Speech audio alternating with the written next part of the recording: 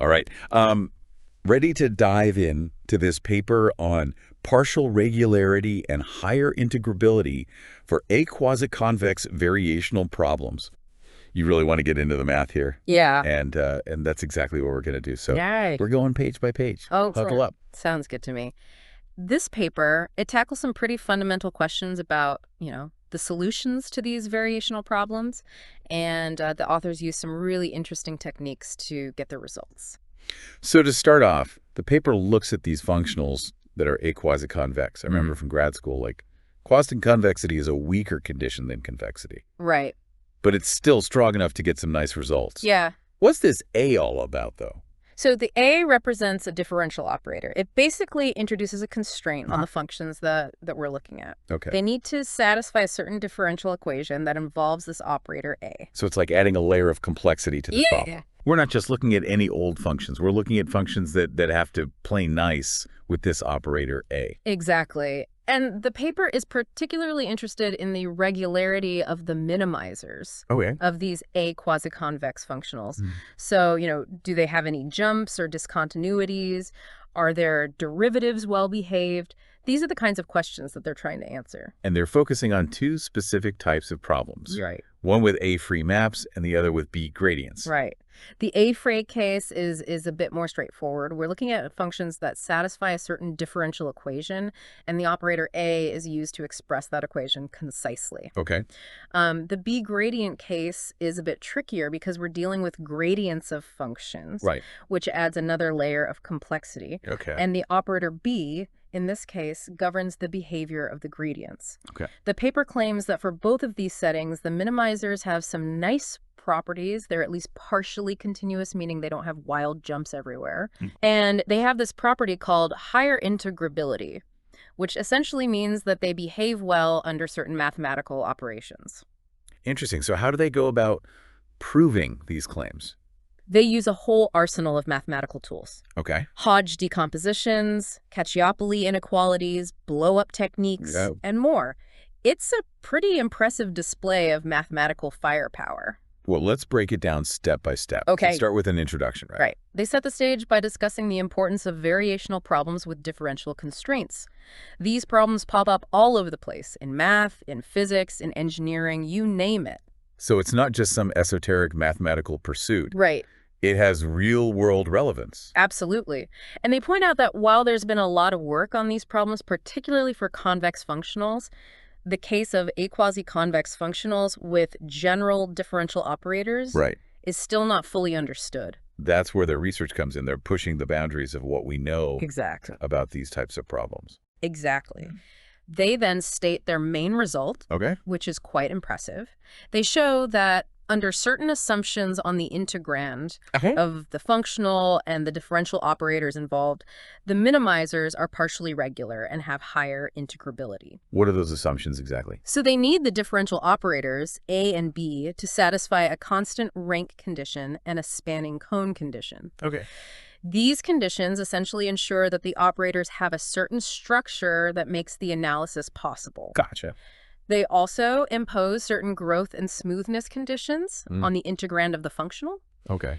And crucially, they require the integrand to be strongly A-Quasiconvex. I see. So they're not claiming that this works for just any old A-Quasiconvex functional. Right. There are some specific conditions that need to be met. Right. But these conditions are still general enough to encompass a wide range of interesting problems. Okay. And they also point out that their result covers the potential case where the functional is defined on the gradient of a function. Okay, so they've laid out the problem. They've laid out their main result. What's next?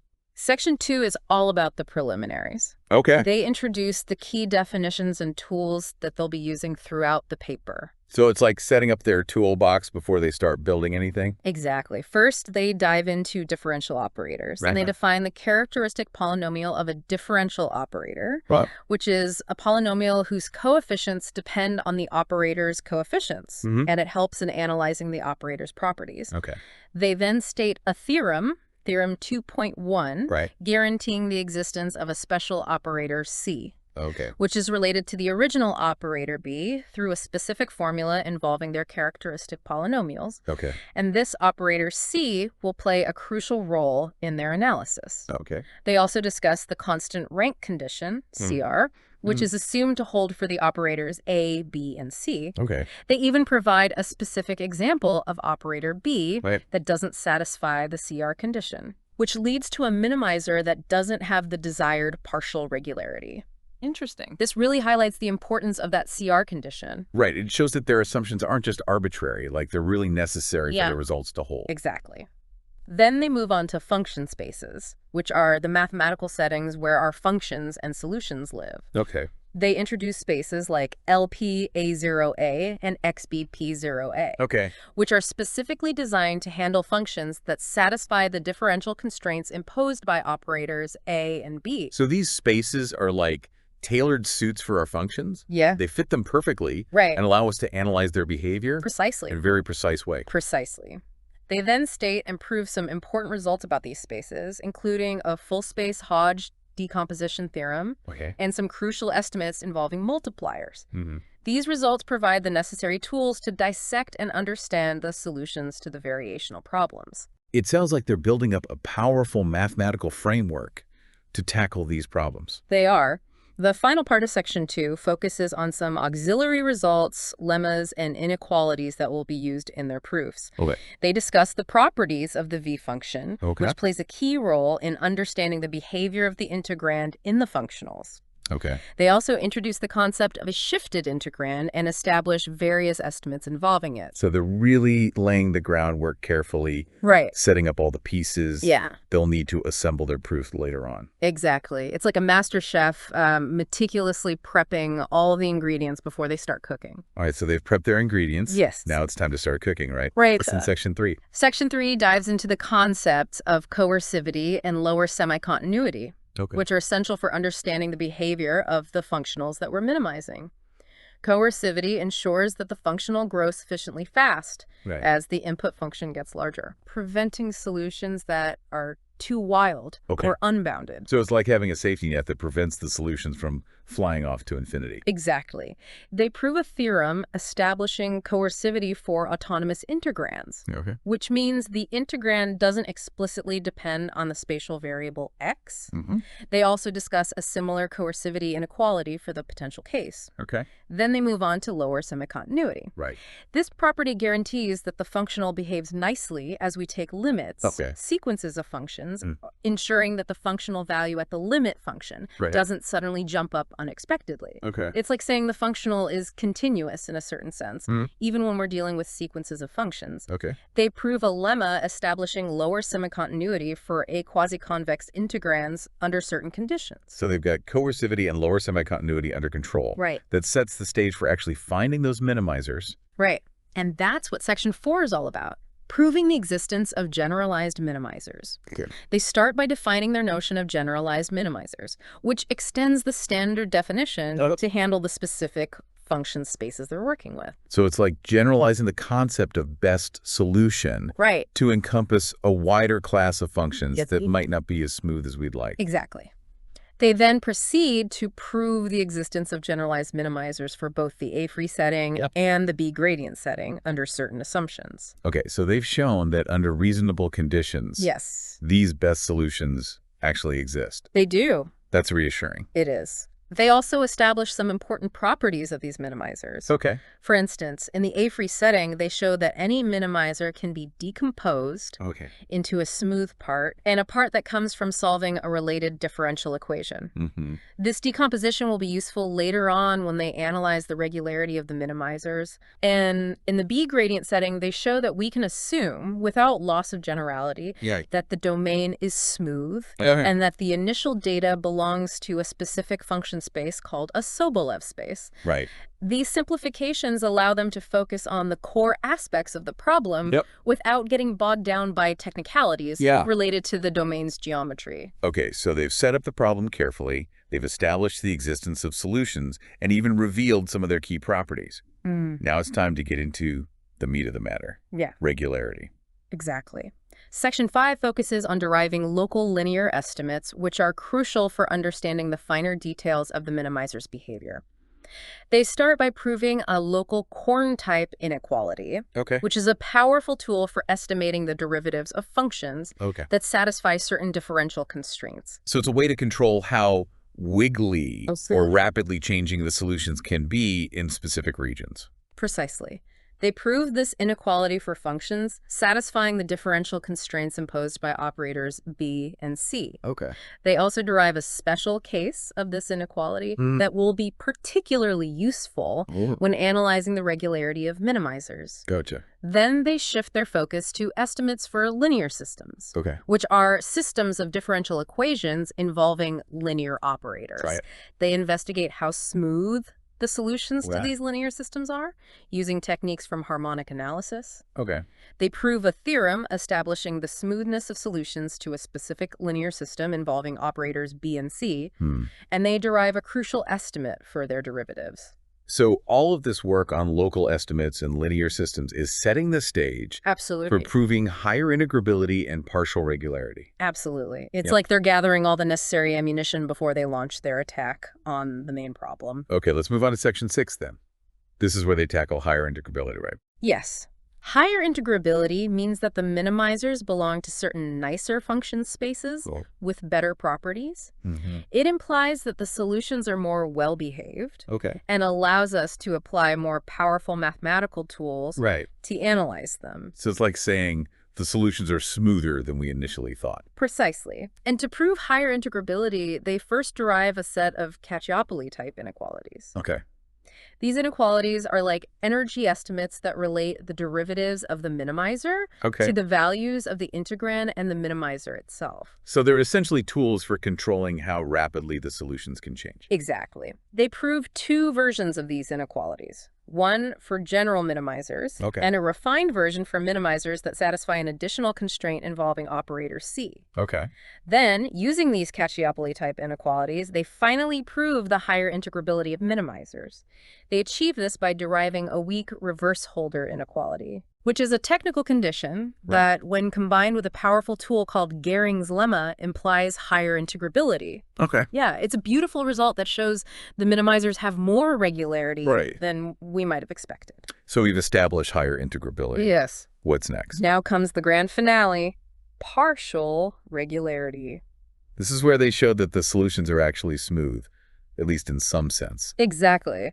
Partial regularity means that the minimizer is smooth, except possibly on a small set of points. And the key to proving this is to establish a certain estimate called the excess decay estimate.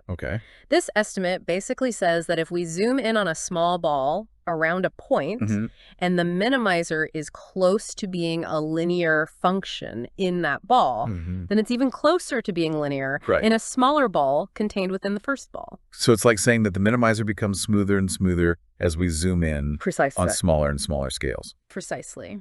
And they prove this excess decay estimate by considering two cases separately. The superquadratic case, where the exponent p in the integrand is greater than 2. And the subquadratic case, where p is less than 2. Why do they need to split it into two cases? Because the techniques involved are slightly different depending on the value of p. In the superquadratic case, they can use certain embeddings between function spaces that don't hold in the subquadratic case. And in the subquadratic case, they need to use a special version of the Cacciopoli inequality and the Poincaré inequality with respect to the v function. I see. So they prove these excess decay estimates. Which then imply partial regularity. Exactly. And with that, they've completed the proofs of their main theorems, establishing both partial regularity and higher integrability for minimizers of A-Quasiconvex variational problems. That's quite an accomplishment. It is. They've really pushed the boundaries of what we know about these types of problems. Absolutely. But they're not done yet. They also provide some concrete examples to show how their results can be applied in different settings. Let's hear about those examples. What kind of real-world applications do their results have? One example they discuss is the divergence operator on symmetric matrices. This operator pops up in elasticity theory, which studies how materials deform under stress. So like how a bridge bends under the weight of traffic. Exactly. Or how a rubber band stretches when you pull it. Exactly. In elasticity, these stresses and strains are represented by matrices. And these matrices need to be symmetric to reflect the physical properties of the material. The divergence operator applies applied to these symmetric matrices essentially tells us how the stresses and strains are distributed within the material. Okay, I'm starting to see the connection. Yeah. So how did their results apply to this setting? Well, by applying their theorems on partial regularity and higher integrability to this specific operator, they gain new insights into the behavior of solutions to variational problems in elasticity. Their results could help us understand how to find the optimal distribution of stresses in a material, even under the constraint of symmetry. So it's like finding the most efficient way to arrange the forces within a material to make it strong and stable. Precisely. And this has real-world implications for the design and construction of various structures, from bridges and buildings to airplanes and spacecraft. That's pretty impressive. What about their other example, the linearly relaxed Euler system? This one delves into the realm of fluid dynamics. Specifically, the flow of compressible fluids like air and water.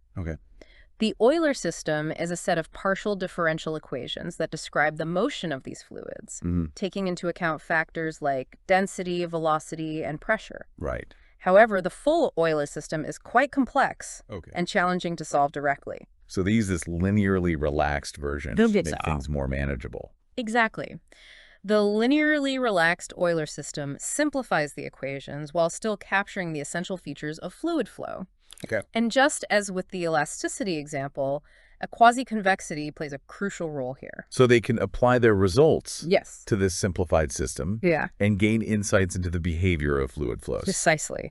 Their theorems help us understand the regularity and integrability of solutions to the linearly relaxed Euler system, providing a deeper understanding of how these fluids behave under various conditions. It's fascinating how these mathematical tools can bridge the gap between abstract theory and real-world phenomena in such diverse fields. It really speaks to the power and universality of mathematics. It does. And while these examples showcase the immediate applications of their work, the implications extend far beyond these specific areas. Their results contribute to a broader understanding of variational problems under differential constraints, opening up new avenues for research in various branches of mathematics and physics. So this paper is not just about solving a particular problem. It's about developing a powerful framework that can be applied to a wide range of problems. Exactly. It's like they've created a new set of tools that mathematicians and physicists can use to explore uncharted territories. It's truly inspiring to see how these seemingly abstract mathematical concepts can have such concrete and far-reaching consequences. I'm still processing all the details of their proofs, but I'm definitely starting to appreciate the depth and elegance of their work. It's not easy material, but the beauty lies in how they meticulously piece together these complex arguments using clever techniques and drawing connections between different areas of mathematics. And for those who want to delve even deeper to the technical nuances, we'll continue our exploration in part 3, where we'll revisit specific steps of the proofs and discuss some of the finer points of their analysis. Sounds good to me. I'm ready for another round of mathematical exploration. Sounds good. I'm looking forward to it. Welcome back. So let's pick up where we left off. Those excess decay estimates.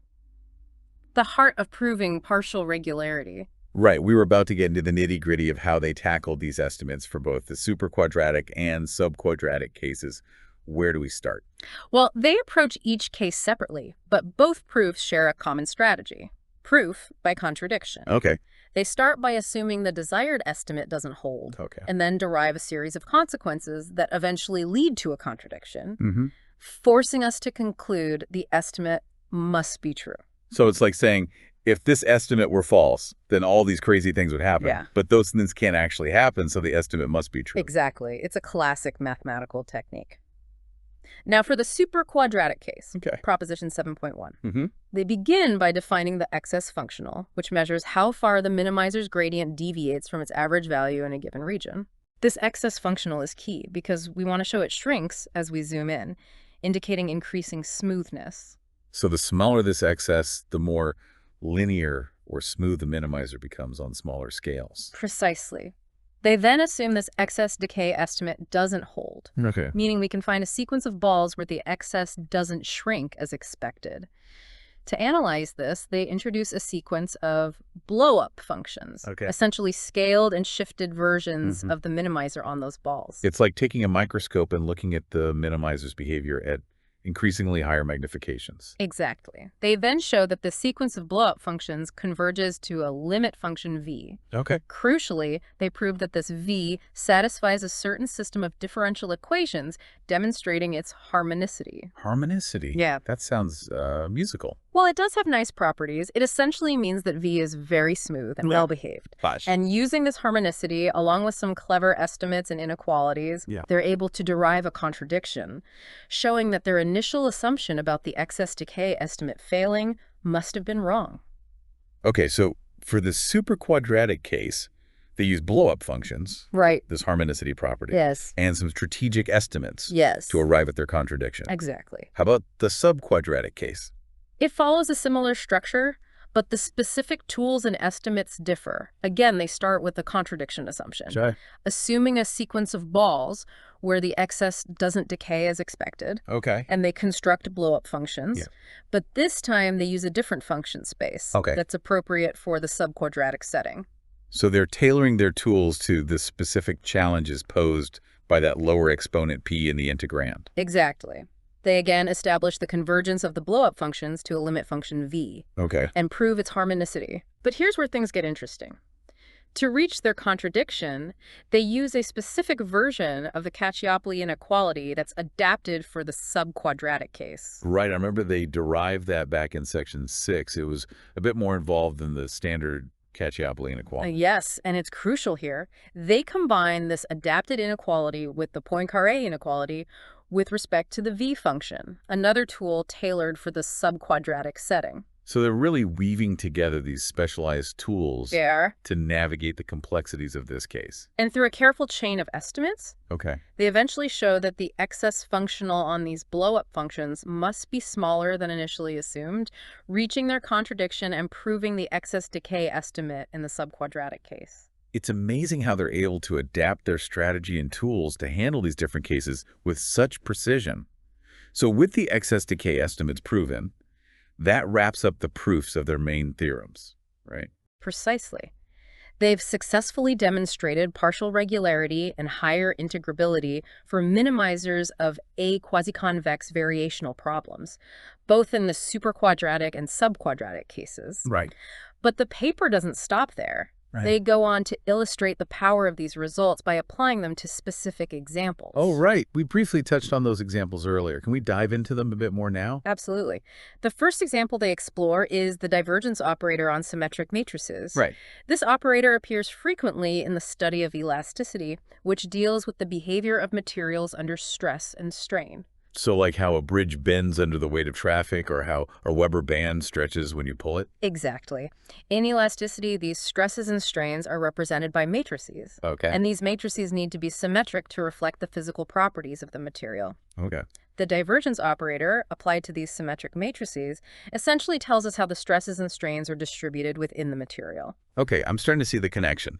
So how do their results apply to this setting? Well, by applying their theorems on partial regularity and higher integrability to this specific operator, they gain new insights into the behavior of solutions to variational problems in elasticity. Their results could help us understand how to find the optimal distribution of stresses in a material, even under the constraint of symmetry. So it's like finding the most efficient way to arrange the forces within a material to make it strong and stable. Precisely. And this has real-world implications for the design and construction of various structures, from bridges and buildings to airplanes and spacecraft. That's pretty impressive. What about their other example, the linearly relaxed Euler system? This one delves into the realm of fluid dynamics, specifically the flow of compressible fluids like air and water. The Euler system is a set of partial differential equations that describe the motion of these fluids, taking into account factors like density, velocity, and pressure. However, the full Euler system is quite complex and challenging to solve directly. So they use this linearly relaxed version to make things more manageable. Exactly. The linearly relaxed Euler system simplifies the equations while still capturing the essential features of fluid flow. And just as with the elasticity example, A-Quasiconvexity plays a crucial role here. So they can apply their results to this simplified system and gain insights into the behavior of fluid flows. Precisely. Their theorems help us understand the regularity and integrability of solutions to the linearly relaxed Euler system, providing a deeper understanding of how these fluids behave under various conditions. It's fascinating how these mathematical tools can bridge the gap between abstract theory and real-world phenomena in such diverse fields. It really speaks to the power and universality of mathematics. It does. And while these examples showcase the immediate applications of their work, the implications extend far beyond these specific areas. Their results contribute to a broader understanding of variational problems under differential constraints, opening up new avenues for research in various branches of mathematics and physics. So this paper is not just about solving a particular problem, it's about developing a powerful framework that can be applied to a wide range of problems. Exactly. It's like they've created a new set of tools that mathematicians and physicists can use to explore uncharted territories. It's truly inspiring to see how these seemingly abstract mathematical concepts can have such concrete and far-reaching consequences. I'm still processing all the details of their proofs, but I'm definitely starting to appreciate the depth and elegance of their work. It's not easy material, but the beauty lies in how they meticulously piece together these complex arguments, using clever techniques and drawing connections between different areas of mathematics. And for those who want to delve even deeper into the technical nuances, we'll continue our exploration in Part 3, where we'll revisit specific steps of the proofs and discuss some of the finer points of their analysis. Sounds good to me. I'm ready for another round of mathematical exploration. All right, we're back for the final part of our deep dive into this paper on A-Quasiconvex variational problems.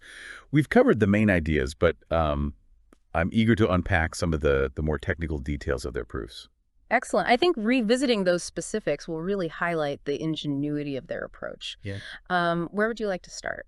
Well, I was particularly intrigued by their use of the potential operator C in the B gradient setting. Okay. Can we go back to section 5 where they derive those local estimates? I'm still a bit fuzzy on how C fits into the picture. Absolutely. Remember that in the B gradient case, our functions need to satisfy a differential equation involving the operator B. Right. The C operator, which they cleverly construct based on B, introduces an additional constraint that actually makes the analysis more manageable. So it's like they're adding an extra layer of structure to the problem, but somehow that makes it easier to solve. Precisely. By introducing C, they're able to exploit a specific relationship between B and C, captured by a homological relation. Okay. This relation allows them to derive a crucial estimate involving both operators, which plays a key role in proving the local Korn type inequality. Right, that Korn type inequality was essential for controlling the derivatives of our functions, keeping them from becoming too wild in those local regions. Exactly. And their clever use of C is what allows them to establish that inequality in the first place. Right. It's a brilliant example of how introducing a seemingly extraneous element can actually simplify and clarify the underlying structure of a problem. Okay, that makes more sense now. Another technique that I found quite impressive was their use of blow-up methods. Right. Especially in section 7, when they're proving those excess decay estimates. Okay. Can you walk me through that again? I'm still wrapping my head around how zooming in on the problem helps them prove these estimates. Of course.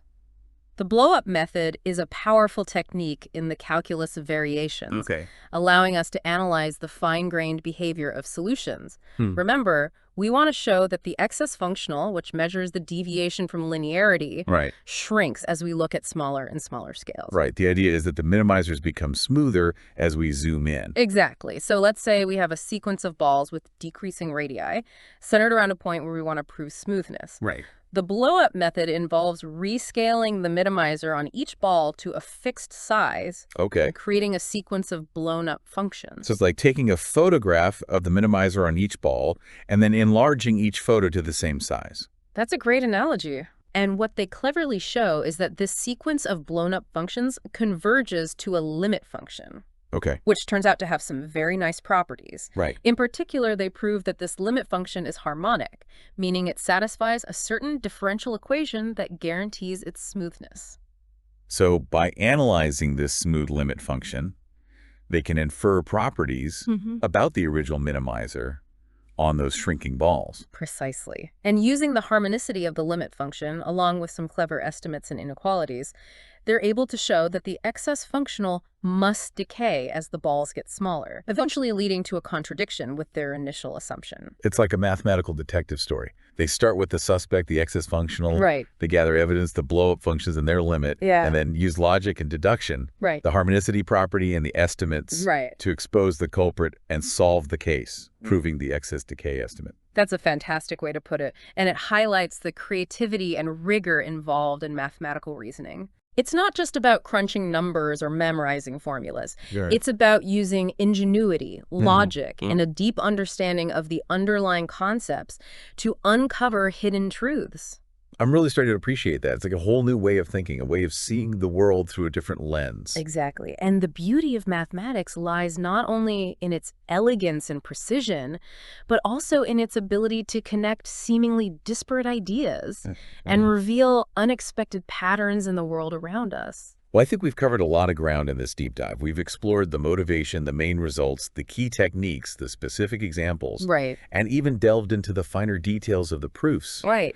I feel like I've gained a much deeper understanding of A-Quasiconvex variational problems and the power of mathematical analysis. I agree. This paper is a testament to the ingenuity and rigor of mathematical research. Right. And it highlights the exciting possibilities that lie at the intersection of abstract theory and real-world applications.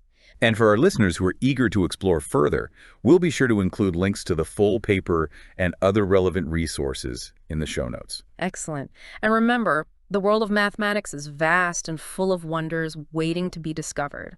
So keep those minds curious and keep exploring. Who knows? Maybe one of you will be the next to make a groundbreaking discovery in this fascinating field. That's it for this deep dive. We'll see you next time on the Deep Dive. We'll delve into another fascinating corner of the universe of knowledge. Until then, stay curious.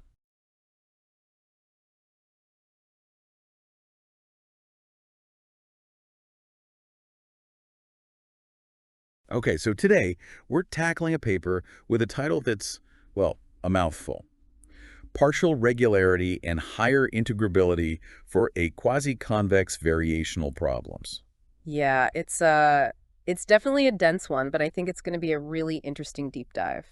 From what I understand, this paper is all about figuring out how smooth the solutions to certain mathematical problems can be. Exactly. We're talking about variational problems, specifically, which involve finding functions that minimize certain quantities. And the key question is, how smooth or predictable are these best solutions? Right. And that's where A-Quasiconvexity and higher integrability come into play. So it's not just about finding any solution, it's about understanding the properties of the best one, especially its smoothness. Exactly. A-Quasiconvexity is a condition on the functions we're dealing with that helps ensure the solutions don't behave too erratically. And higher integrability, well, that relates to how well behaved the function is in terms of its growth. Interesting. So they're looking for conditions that guarantee not just that solutions exist, but that they're also smooth and predictable. Exactly. And the paper starts off by introducing two main problems they'll be tackling. They call them PAA and PBA. Both involve minimizing certain mathematical expressions, but with different constraints. So they're basically looking at two different types of minimization problems, and they want to understand how smooth the solutions are in each case. Right. PAA focuses on solutions that are what they call A-free, meaning they satisfy a certain set of differential equations. And PA deals with B gradients, which impose a different kind of constraint. Yeah, exactly. And the paper makes it clear that while we have a good handle on checking if the solution exists, figuring out how smooth it is, well, that's a whole other challenge. Okay, let's pause here for a second for our listener. Imagine you're designing a bridge. You wouldn't want the shape to have any sudden, sharp changes, right? That could weaken the structure. Right. You want it to be smooth and strong. And this paper is kind of looking for the mathematical tools to help us understand how smooth those optimal shapes are, but in these much more complex problems. Yeah. Exactly. And the paper emphasizes that their approach will rely on the concept of strong quasiconvexity, a strengthened version of the standard A-quasiconvexity condition. Okay, so they're setting the stage for some pretty advanced mathematical analysis. Now, the introduction, it provides some valuable context and background. Right, it does. They start by discussing the challenges of understanding the smoothness of these minimizers, particularly when we're dealing with functionals that have differential constraints. And they mention that these types of problems have been studied quite a bit, especially in the context of compensated compactness. Right. Compensated compactness is a way of studying sequences of functions, particularly when they might not converge in the traditional sense. It's like trying to make sense of solutions that might be wiggly or not perfectly smooth. Yeah, it helps us understand what happens when solutions don't behave in a perfectly classical way. And then they go on to talk about A-Quasiconvexity and its role in ensuring that these functionals are stable, well behaved. Right. And they mention this concept is well understood for problems where the differential constraint is the curl operator. The curl operator basically describes the rotation of a vector field, how much it swirls around a point. Okay, so it's like a way to quantify the twistiness of something. Yeah, exactly. But for more general constraints, understanding how smooth the solutions are, well, that's still an open question. And that seems to be the gap they're trying to fill with their work. They talk about how a key assumption for a lot of the known results is this thing called the constant rank condition. Right, which basically means that the complexity of the differential operator remains the same throughout. They also bring up this spanning cone condition, which makes sure that the operator is rich enough, so to speak. Yeah, that it can capture all the variations in the solution. And they point out that these stronger notions of quasi-convexity, like strong quasi-convexity, have been used to prove partial regularity for simpler problems involving curl-free vector fields. Right, so they're connecting their work to what's been done before, building upon those ideas. Exactly. They're not starting from scratch. They're taking what we know and pushing it further. And the introduction ends by emphasizing that the regularity of solutions in this general setting, well, it's just not fully understood yet. Which sets the stage for their research and their main contributions, which they outline in the next section. Okay, let's take a look at those main results. The first one is Theorem A, and it deals with that PAA problem we talked about. Right. It basically says that if you have a differential operator that satisfies both the constant rank and spanning cone conditions, and the function you're trying to minimize meets certain assumptions. Assumptions like growth, smoothness, and that strong A-quasiconvexity we mentioned. Right. Then any minimizer, any solution that minimizes that function will be partially continuous. Partially continuous. So that means it's smooth almost everywhere, except maybe on a set that's really tiny, negligible in size. Exactly. And Theorem A also establishes that these minimizers have higher integrability, meaning they have a certain degree of regularity or well-behavedness. Okay, so they're saying that under these conditions, the optimal solution won't have any wild jumps or discontinuities, at least not in most places. Right. And then they introduce Theorem B, which tackles the PDE problem. This one focuses on the regularity of solutions when you have that B gradient setting, right? Exactly. Theorem B states that for certain types of differential operators and functions that satisfy certain strong quasi-convexity conditions, any solution to the PBA problem will have a B gradient that's partially continuous. Okay, so similar to Theorem A, they're saying that under certain conditions, the solution will be smooth almost everywhere. Right. And they even go a step further and show that locally you can find a smooth function whose B gradient matches the solution, and this function has some nice properties like Holder continuity and higher integrability. So they're not only saying that the solution is smooth almost everywhere, but they're also giving us a way to represent it with a function that has even more desirable properties. Exactly. And unlike Theorem A, Theorem B doesn't require that spanning cone condition. They explain later that it's automatically satisfied in this B gradient setting. So they're pointing out some subtle but important differences between these two closely related problems. Right. And they also mention that both theorems apply to what they call local minimizers, which widens the applicability of their results. So local minimizers are solutions that are optimal within a small neighborhood, not just overall. Right. And these theorems tell us that even these local solutions exhibit the desired smoothness properties. Okay, so they've laid out their main findings, and now they're going to dive into the details of how they prove them. But before they do that, they discuss the specific assumptions they're making about the functions involved. Yeah, things like growth conditions, smoothness properties, and those all-important strong quasi-convexity conditions. Growth conditions, what are those about? It basically limits how fast the function can grow as its input increases. Okay, so it's like setting a speed limit for how quickly the solution can explode as you explore different possibilities. Yeah, that's a good way to think about it. And smoothness, well, That refers to how well-behaved the function is, no sharp corners or sudden jumps. Right, so it's mathematically well-mannered. Exactly. And then strong quasi-convexity, as we mentioned before, that's a key condition for guaranteeing the smoothness of the solutions. So they're building a solid mathematical foundation where they can then analyze the solutions and prove their theorems. Right. And they also mentioned that these conditions are enough to guarantee that solutions exist for what they call autonomous integrands. Autonomous integrands. It basically means functions that don't explicitly depend on the spatial variable. They state this as theorem C. So they're also providing a framework for understanding when these optimization problems actually have solutions. Exactly. And now they're ready to delve into the specifics of their analysis, starting with section 2, preliminaries. Preliminaries, it sounds like we're about to get into the nitty-gritty details. Yeah, this section is all about laying the mathematical groundwork for their proofs. They start by discussing differential operators, which are these mathematical objects that define the constraints in their variational problems. Okay, so those are like the rules that the solutions have to follow. Exactly. They introduce 3 types of operators, A, B, and C, and explain how they relate to each other. What kind of relationships are we talking about here? Well, they mention that operators B and C satisfy something called a homological relation, meaning they capture different aspects of the same underlying structure. So it's like they're two sides of the same coin, each revealing different information about the same thing. Right. And they explain that through duality and iteration, they can link all 3 operators, A, B, and C, in a similar homological relation.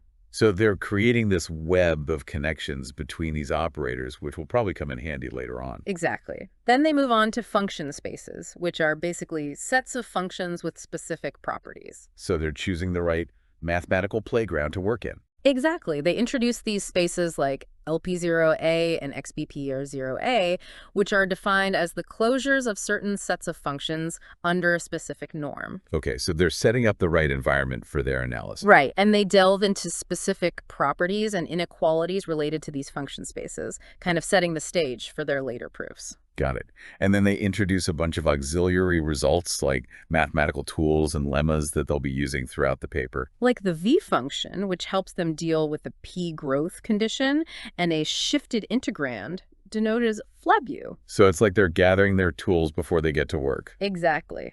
They also present an iteration lemma, which helps them control the growth of certain quantities, and a lemma that establishes an important inequality for dealing with integrals that involve powers of norms. Those sound like essential tools for their analysis. They are.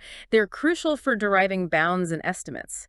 So they've got a well-equipped mathematical toolkit now, ready to tackle the main task. Right. And then we move on to section 3, coercivity and lower semi-continuity.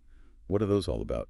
These are important properties for making sure that solutions to these variational problems exist and are well behaved.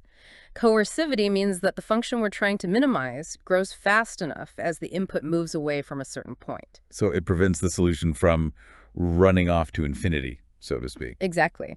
And lower semi-continuity guarantees that the function's value doesn't suddenly jump down as you approach a limit point, which ensures a certain level of continuity. Okay, so they're setting up conditions to make sure the solutions behave nicely. And how do they go about proving these properties? They start by proving a theorem that establishes coercivity for those autonomous integrands we talked about. The proof relies on the strong A-Quasiconvexity condition to derive a lower bound on the integral of the function over the domain. So they're showing that if the function grows fast enough, thanks to that strong quasi-convexity, then the solution can't escape. Exactly. And then they extend this result to the case of B gradients, showing that coercivity also holds for the PDE problem. Okay, so they're systematically demonstrating coercivity for both types of problems. Right. And then they move on to lower semi-continuity. They prove a lemma that shows if the function is A-Quasiconvex and satisfies the growth condition, then the functional is lower semi-continuous. Meaning that it behaves nicely as the solutions approach a limit, even if it's a weak limit. Exactly. And the proof is pretty clever. They extend the functions to a larger domain and apply known results about lower semi-continuity for A-Quasiconvex functions. It sounds like they're using a combination of established techniques and some clever tricks to build their arguments. They are. And these results on coercivity and lower semi-continuity, well, they laid a foundation for proving the existence of what they called generalized minimizers. Generalized minimizers. I guess that's what they'll be talking about in the next section. Exactly. That's where they'll show that under the right conditions, these optimal solutions actually exist. Okay, so they've established that these generalized minimizers exist, but what else? Well, they go on to show that these minimizers actually have more structure than we might have initially thought. Like, they prove that any generalized minimizer of that PAA problem is also what we call a local minimizer. A local minimizer. Yeah, it means it's not just the best solution overall, it's also the best solution within any small enough neighborhood, any little subdomain you look at. So it's optimal on a global scale and a local scale. That's pretty cool.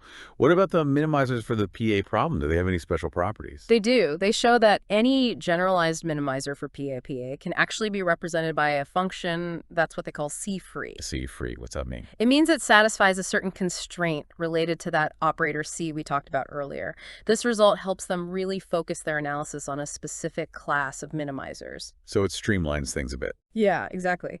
They also demonstrate that on any small subdomain, you can replace the minimizer with another minimizer that belongs to a specific function space, assuming the lower order derivatives of the original function are integrable. So they're carefully refining the properties of these minimizers, making them easier to work with, I guess. Right. And the takeaway from this whole section is that they can now focus on a simplified setting for proving theorem B, where the domain is smooth, the initial function belongs to a specific space, and the minimizers are all C-free. Okay, so they've set the stage for proving their main results. Exactly. And now things get really interesting because we're about to delve into section 5, which is all about those local linear estimates. Local linear estimates, what are those? They're essentially a way to understand how the solutions behave in small neighborhoods, like you're zooming in with a really powerful microscope to see the fine details. Ah, okay, so they're looking at the solution on a small scale to get insights into its overall smoothness. Exactly.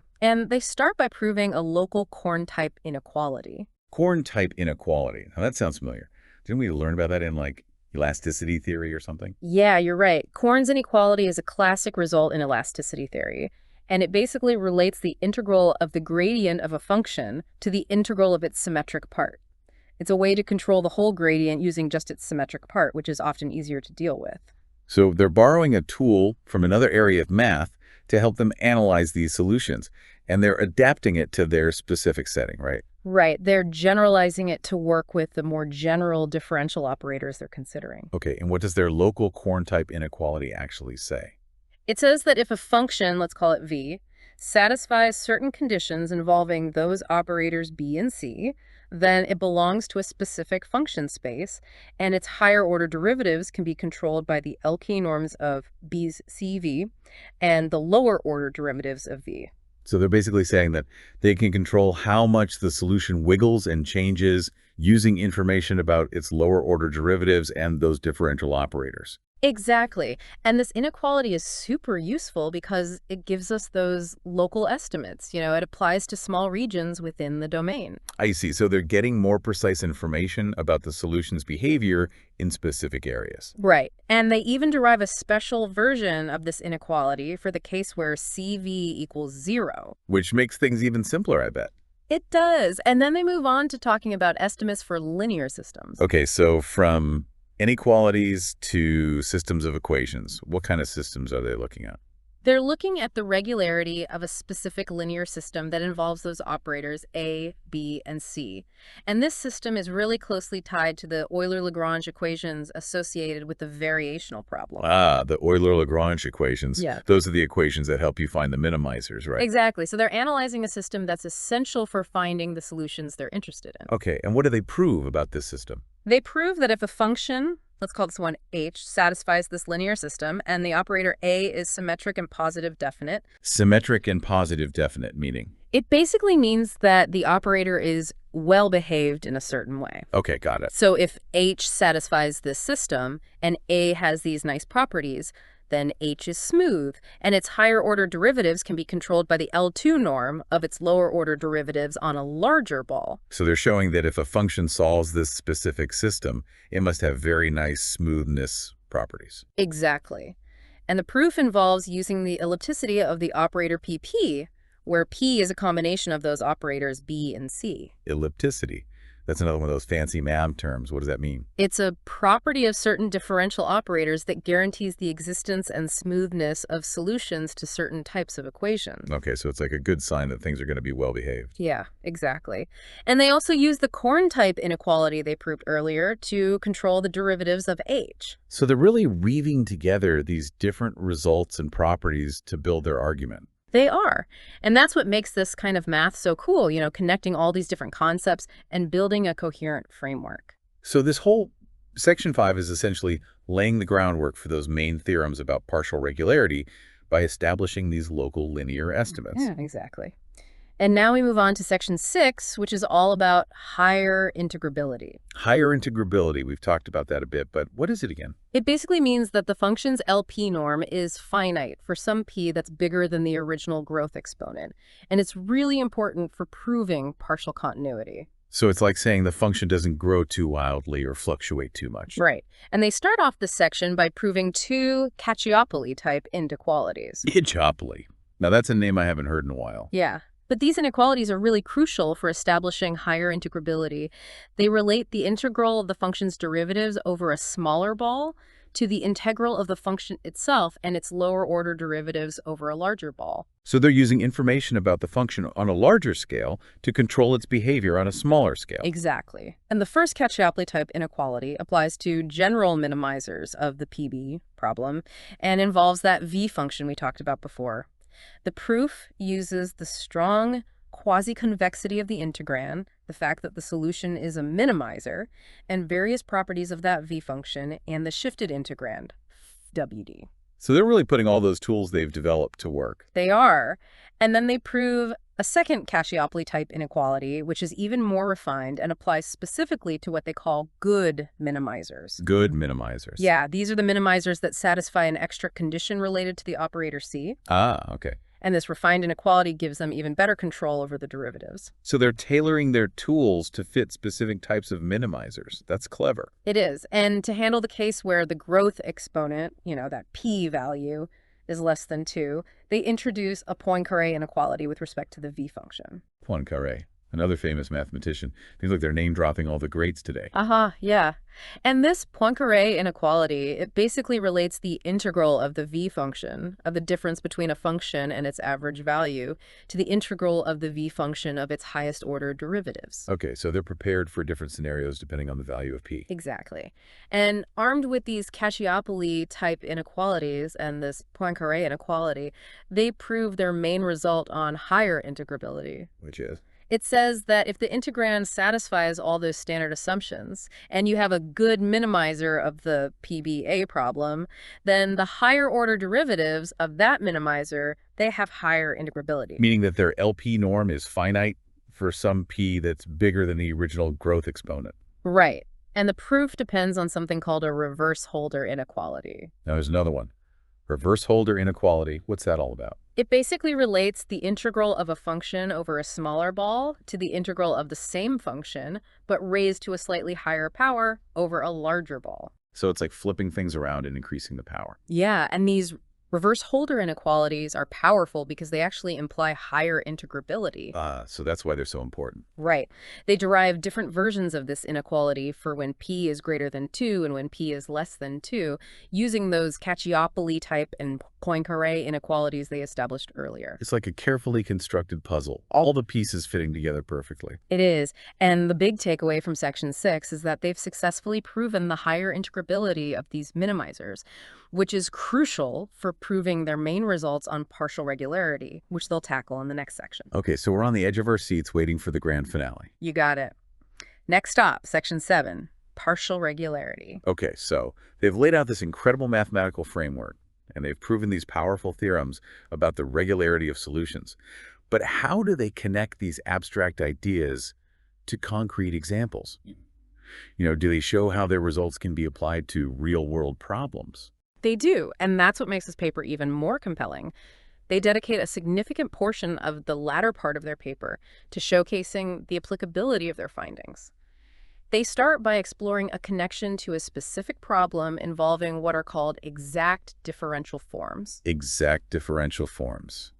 I vaguely remember those from my differential geometry days, but could you refresh my memory? Of course. Exact differential forms are a special class of differential forms that can be expressed as the exterior derivative of another differential form. They have this nice property that their integral over a closed path is always 0.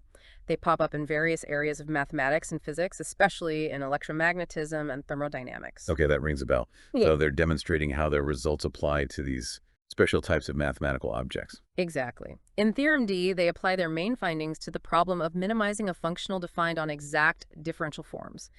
This theorem states that under certain conditions, generalized minimizers for functionals involving exact differential forms exist, and these minimizers possess both partial Holder continuity and higher integrability. So they're taking their general framework and showing how it works in a specific setting with these exact differential forms. Right. They also discuss another class of differential forms called closed differential forms.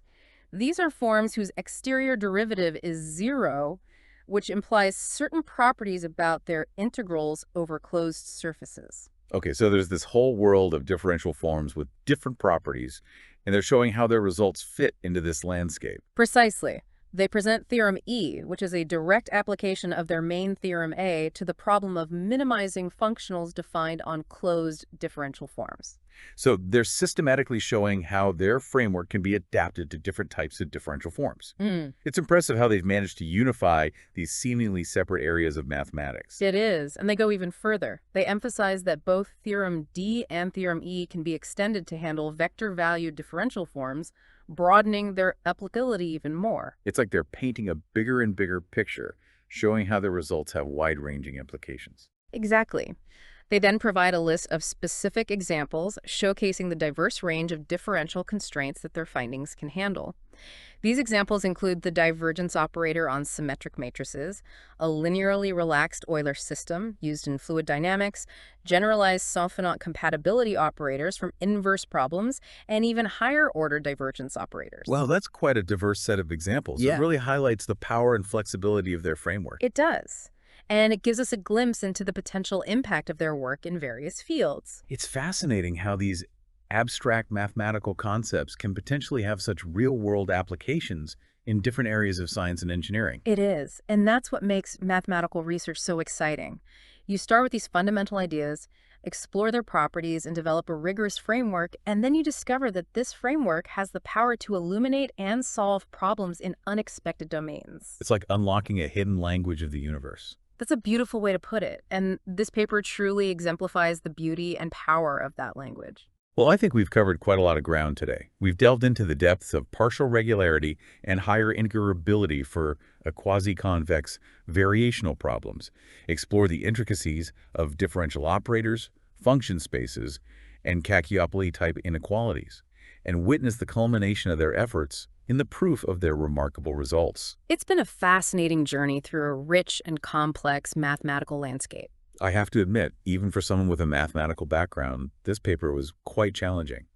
But thanks to your expert guidance, I feel like I've gained a much deeper appreciation for the elegance and depth of these ideas. I'm glad to hear that. It's always rewarding to share the excitement of mathematical discovery. And I'm sure our listener who sent us this paper is feeling equally enlightened. I hope so. I think anyone who dives into this paper will come away with a sense of awe at the power of mathematics to unlock the secrets of the universe. On that note, we'll say farewell to our listeners for today. Thank you for joining us on this incredible deep dive into the fascinating world of mathematics. Until next time, keep those brains curious.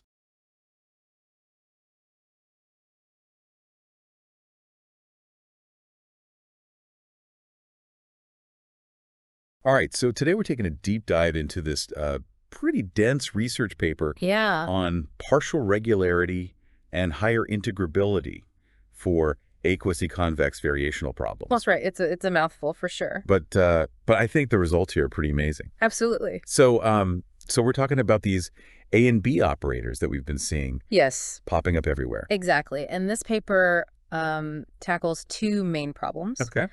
Both focused on minimizing certain functionals. Right. The first is what they denote as PA. Okay. It deals with minimizing a functional E that depends on a function B. Right. And this operator A. Okay. And the second one, which is denoted as PBA, Okay. is all about minimizing a functional F that depends on U and its derivatives, Gotcha. all tied together by the operator B. Okay, so essentially we're trying to find the lowest points in some very complicated landscapes. Right. And these operators A and B are kind of shaping the terrain. Exactly. And what's really interesting about this paper is that they managed to prove some pretty remarkable results about the smoothness of those lowest points, even when the operators A and B are non-elliptic. Non-elliptic meaning? Which can make things really tricky. That they don't have those nice smoothing properties that we usually rely on in these kinds of problems. Right. So that makes this a lot more challenging. That's what makes this paper so interesting. Okay. They actually delve into the world of partial regularity, meaning that the solutions might be smooth in some regions, but have some rough patches in others. Okay, I see. They also explore higher integrability, which essentially means that certain powers of the derivatives of the solutions are integrable. Okay, so it's like saying that those rough patches aren't too bad. Exactly. And we can still get a good handle on the behavior of the solutions. And the key ingredient that unlocks all of these results is the concept of strong quasi-convexity. Okay, I like that. It's a stronger version of the usual A-Quasiconvexity condition. And it provides the extra leverage that they need to prove these main theorems. Okay, let's unpack this strong quasi-convexity a bit more. Sure. What's the intuition behind it? It essentially means that the integrand in our functionals, the function we're trying to minimize, has a certain preference for being bigger on average than at any single point. Okay, so that's like saying that the landscape we're exploring has a built-in smoothing mechanism.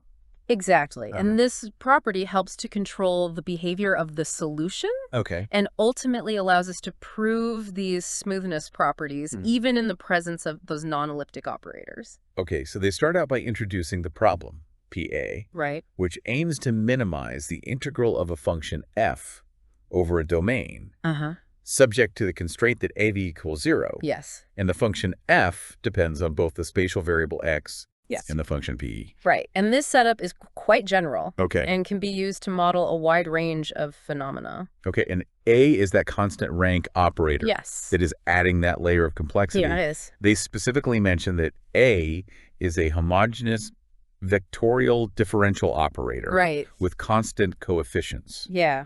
What does that mean in plain English? It basically means that A takes a function V and spits out another function by combining its derivatives in a specific way. Right. The constant rank condition essentially says that the rank of the characteristic polynomial of A is constant for all non-zero values. Exactly. And this condition has important consequences for the regularity of solutions. Yeah. It ensures that the operator A doesn't degenerate in certain regions, which can lead to singularities or other problematic behavior. Exactly. Like having a map with a consistent scale. Right. So we don't get any sudden distortions or blowups. Yes. Good analogy. Now, the paper goes on to discuss existing knowledge about lower semi-continuity of these functionals. Lower semi-continuity is a crucial property for proving the existence of minimizers. It essentially says that the functional doesn't jump unexpectedly as we approach a minimizing sequence. So it's like having a smooth, well-behaved landscape. Exactly. So our search for the lowest point doesn't get thrown off by sudden cliffs or chasms. The authors point out that the lower semi-continuity of functionals like E is intimately tied to the concept of A-Quasiconvexity. Yeah, they even mention that for many problems, lower semi-continuity is essentially equivalent to A-Quasiconvexity. So A-Quasiconvexity is like a secret handshake that guarantees you could see that our minimization problems are well-behaved and have solutions. Yeah, it's a powerful concept that connects the analytical properties of the integrand F to the behavior of the functional E. And they also mentioned this spanning cone condition, which, while sounding a bit intimidating, is actually quite common in these types of problems. Yes, the spanning cone condition essentially guarantees that the solutions to our minimization problem can be represented in a convenient way. It's a technicality, but an important one for ensuring that the solutions we find are actually meaningful. Okay, so let's get to the heart of the matter. Regularity. The authors want to understand how smooth the minimizers right. of these A-Quasiconvex problems are. Yeah. And they emphasize that this question is far from fully understood. Absolutely. Especially for general differential operators. That's right. So this is where their work really makes a significant contribution. Yeah. They aim to prove partial regularity of minimizers. Right. Meaning that the solutions are smooth. Right. Almost everywhere. Almost everywhere. In the domain. Yes. Except for a possible small set of singular points. Exactly. Okay, so smooth almost everywhere. Yeah. What about those rough patches? That's a great question. Are they unavoidable? Yeah. So those rough patches or singularities are often unavoidable in these types of problems. Okay. And their study can reveal a lot about the underlying structure of the solutions. It's like having a perfectly smooth paved road with a few potholes scattered here and there. Those potholes might be a nuisance, but they also tell us something about the terrain beneath the surface. Exactly. And understanding how those singularities form and how they affect the overall behavior of the solution is a crucial part of the regularity theory for these problems. Absolutely. So they're really pushing the boundaries here. They are. Of mathematical knowledge. Yes. And they don't just stop at partial regularity. Right. They also aim to establish higher integrability of minimizers. Yes. So higher integrability means that certain powers of the derivatives of the minimizer are integrable. It's a way of quantifying how wild those derivatives can be. So if a function has higher integrability, it means that its derivatives are, in a sense, more well-behaved. Right. It's like saying those potholes we talked about aren't too deep or too frequent. Exactly. So we can still navigate the road relatively smoothly. Right. And this higher integrability plays a crucial role improving the partial regularity of minimizers. It does. It provides the necessary control over the derivative to ensure that the solutions are smooth almost everywhere. Right. Now they go on to discuss a related problem, PB. Yeah. Which focuses on minimizing a function f that depends on a function u and its derivatives, all connected by another operator, b. Yes. Is this like a different perspective? In a way, yes. On the same landscape? The key here is that b is another constant rank operator. Right. And it's related to a through what mathematicians call a homological relation. This connection between a and b allows the authors to transfer insights from one problem to the other. Solving one problem might unlock the other one. Exactly. What exactly is this homological relation between a and b? It essentially means that the composition of the operators a and b is 0. In other words, if you apply b to a function and then apply a to the result, you get 0. This seemingly simple relation has profound consequences for the structure of the solutions and allows the authors to relate the two problems in a subtle but important way. So it's like a and b are playing a game of mathematical tag and one always cancels out the other. Yes. Good analogy. They also point out that there's limited research available on the regularity of solutions to these problems. Especially for general operators, A and B. So they're really venturing into uncharted territory here. They are. What are the specific assumptions that they make about these problems? Well, for both problems, they assume that the integrands f in PA and f in PB satisfy certain growth and smoothness conditions. These are standard assumptions in the calculus of variations, ensuring that the problems are well-behaved and have solutions. So it's like making sure that the terrain of our mathematical landscape isn't too wild and chaotic, so we can actually find those lowest points? Yes. What about the operators A and B themselves? So for A, they assume it satisfies both the constant rank condition and the spanning cone condition. And for B, they only require the constant rank condition as the spanning cone condition is automatically satisfied in the setting. So they're carefully choosing these conditions to strike a balance between making the problems solvable but still challenging enough. Precisely. It's like setting the difficulty level just right for a mathematical puzzle. Now, they introduce this new concept that is central to their results. Strong quasi-convexity. This is like a stronger version of O-quasiconvexity. We discussed earlier. And it plays a crucial role in proving their main theorems. It's the key ingredient. So if A-quasiconvexity was the secret handshake, Strong quasi-convexity is the secret code that unlocks the hidden treasure. You could say that. All right, so how do they define this strong quasi-convexity? They define it as a condition on the integrand f.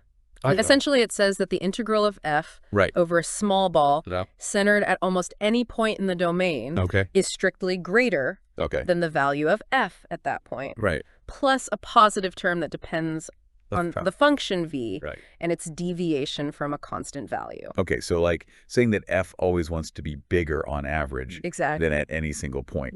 And this preference gets stronger as it deviates more from being constant. Exactly. Why is this property so important? It's important because it helps to control the oscillations of the solutions. If f has this strong preference for being bigger on average, it prevents the solutions from fluctuating too wildly, leading to the desired smoothness properties. It's like having a built-in stabilizer in our mathematical system, preventing those solutions from going haywire. Exactly. This strong quasi-convexity is the key ingredient that allows them to prove their first major result. Theorem A. What does Theorem A tell us? So Theorem A focuses on the problem, PA, and it states that if the integrand f satisfies the growth smoothness and strong A-quasiconvexity assumptions, then any generalized minimizer V of PA is partially regular and has higher integrability. So they've managed to prove that those minimizers are smooth. They have. Almost everywhere. Almost everywhere. And that certain powers of their derivatives are integrable? Yes. Even when the operator A is non-elliptic. That's a big deal. That's pretty huge. It is. It's like finding an oasis of order in a chaotic mathematical jungle. A hidden oasis of order. Now, they don't stop there. No. They go on to prove a similar theorem for P-Day, which deals with the operator B. And the main difference... What's different about this theorem is that they don't need to explicitly assume the spanning cone condition for B, because as we mentioned earlier, it's automatically satisfied in this setting.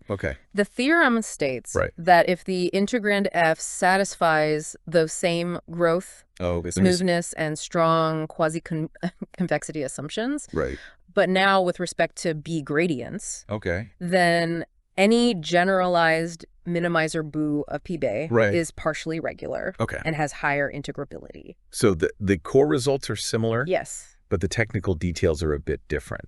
Exactly. A different structure of the problem. What's particularly interesting about this theorem for its B? What's interesting here is that unlike with elliptic operators, the potential function U associated with a minimizer boo can be quite irregular. Really? This is because non-elliptic operators, like B, can have large kernels, meaning there are many functions that B sends to 0. So even though boo is smooth almost everywhere, the function U itself might be hiding some wild behavior beneath the surface.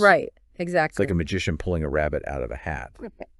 The rabbit is cute and cuddly, but the hat might be full of hidden mechanisms and surprises. Good analogy. And this difference in regularity highlights the challenges involved in proving the existence of generalized minimizers for PB. They had to develop new techniques to handle this potential irregularity of the potential functions. Exactly. They then move on to discuss this special case where the integrand f does not depend on the spatial variable x. And in this case... Why is this special case worth considering? They prove that under the same assumptions as before generalized minimizers of both PA and PBay. So it's like simplifying our landscape by making the terrain uniform.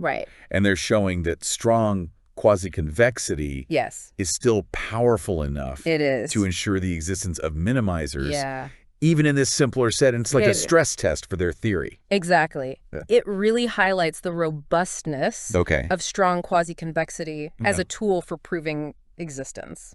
And they don't just stop at theoretical results. Right. They connect their findings They do. to real-world applications. Yes. What kind of real-world problems could be tackled? Well, they highlight applications to problems involving differential forms. Okay, what are differential forms? Yeah, so differential forms Why should we care about them? are a way of representing things like vector fields, fluxes, and other quantities that involve rates of change or variations over space. Okay. They appear in various areas of physics, like electromagnetism, fluid dynamics, and elasticity theory. So they're like mathematical tools for describing how things flow and change and interact Precisely. in the physical world. The authors show how their results on partial regularity and higher integrability can be applied to functionals defined on these differential forms, which opens up new possibilities for analyzing and understanding these physical phenomena. What kind of specific applications do they mention? Well, their first theorem deals with functionals defined on exact differential forms. These functionals appear in areas like electromagnetism, where they describe the energy stored in electromagnetic fields. So they're saying their results can help us understand how energy is distributed and flows in electromagnetic systems. They prove that under suitable assumptions, generalized minimizers for these functionals exist and are partially regular. It's like saying we can predict the behavior of these fields with greater accuracy. What are the second application? So the second theorem focuses on functionals defined on closed differential forms. These appear in areas like elasticity theory, where they describe the strain energy stored in deformed materials. So back to those rubber bands and bridges. By applying their results to these functionals, we can gain insights into how materials deform under stress, how they store energy, and how they might eventually fracture or fail. Exactly. That's amazing, taking these abstract mathematical concepts and showing how they can be used to shed light on real-world phenomena in physics and engineering. And they go even further. Really? How? They provide specific examples of differential operators A that satisfy the conditions of their theorems, demonstrating the practicality of their results. Okay, let's get specific. Sure. What are some of those real-world operators? One example is the divergence operator on symmetric matrices. Okay. This operator is fundamental in elasticity theory, Right. where it describes the relationship between stress and strain. So like how a rubber band stretches or a bridge bends under load. Precisely. They also mentioned the linearly relaxed Euler system. Right, which is a simplified model for fluid flow, Okay. used in various applications from weather forecasting to designing airplanes. Wow, so they're covering a lot of ground here. They are. What other examples do they give? They mention generalized Savant compatibility operators, which are used in inverse problems. Right. And tensor tomography, Right. a technique for imaging the internal structure of objects. So like medical imaging or geological surveys. We're talking about seeing inside the human body or deep into the Earth's crust. That's right. Yeah. And finally, they mention higher order divergence operators, which have a wide range of applications in mathematics and physics, including elasticity theory, electromagnetism, and even general relativity. It's mind-blowing how these seemingly abstract mathematical concepts have such tangible connections to the real world. Yeah, it really is. Now, the paper then goes on to define various function spaces, which are essentially sets of functions with specific properties. These spaces are crucial for describing the solutions to their problems and for applying the tools of functional analysis. That's right. So it's like setting up the stage for their mathematical performance. Right. What are some of these function spaces? They define spaces like LP0A and XBP0A, which consist of functions that satisfy the constraints imposed by the operators A and B, respectively. These spaces are tailored to the specific structure of the problems they're considering and allow them to capture the essential features of the solutions. It's like creating custom-made containers for holding these mathematical objects so we can analyze them more effectively. Precisely. What other function spaces do they use? They also discuss Sobolev spaces, Okay. which are spaces of functions with certain integrability properties for their derivatives. Right. Sobolev spaces are fundamental in the study of partial differential equations and provide the framework for analyzing the regularity of solutions. So they're like measuring sticks for smoothness, telling us how well behaved the derivatives of our solutions are. Exactly. They also introduced the concept of generalized minimizers, which are solutions to their minimization problems that might not be smooth in the classical sense, but still satisfies certain weaker conditions. We touched on this earlier, but it's worth emphasizing again because it's a key concept in their analysis. It's like acknowledging that the real world is messy. Precisely. And our solutions don't always have to be perfectly smooth to be meaningful. By carefully defining these function spaces and the concept of generalized minimizers, they lay the groundwork for their rigorous and elegant proofs. They do. They're essentially setting up the rules of the game, so to speak, and ensuring that everyone is playing by the same rules. Exactly. It's like creating a level playing field. Chuckles. That's a good way to put it. For these mathematical objects to interact and reveal their secrets. Yes. Okay, so let's get into those details then. The paper carefully lays out the proof, and the authors do a good job of explaining the key steps, but it's still quite technical.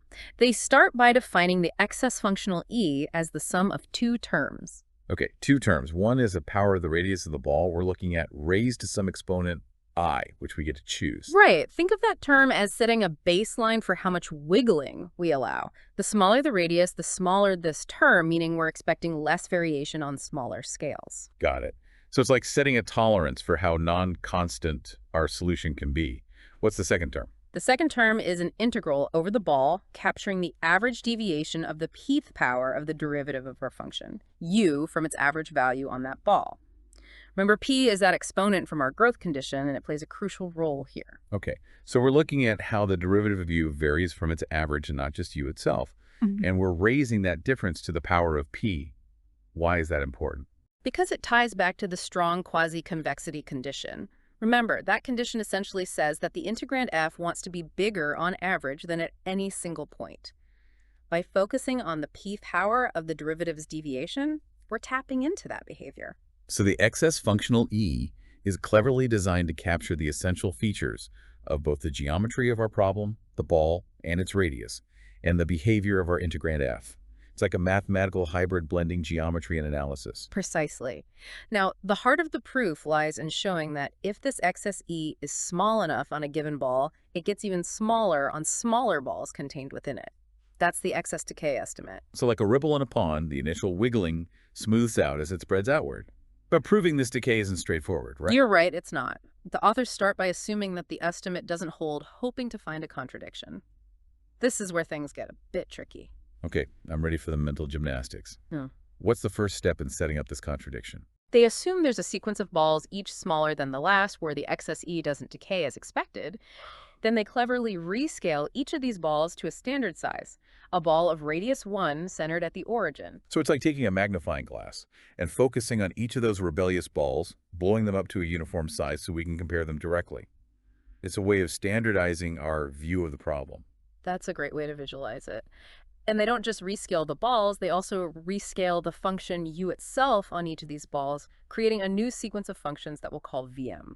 So we have a sequence of rescaled balls and a corresponding sequence of rescaled functions. What's the point of all this rescaling? What does it achieve mathematically?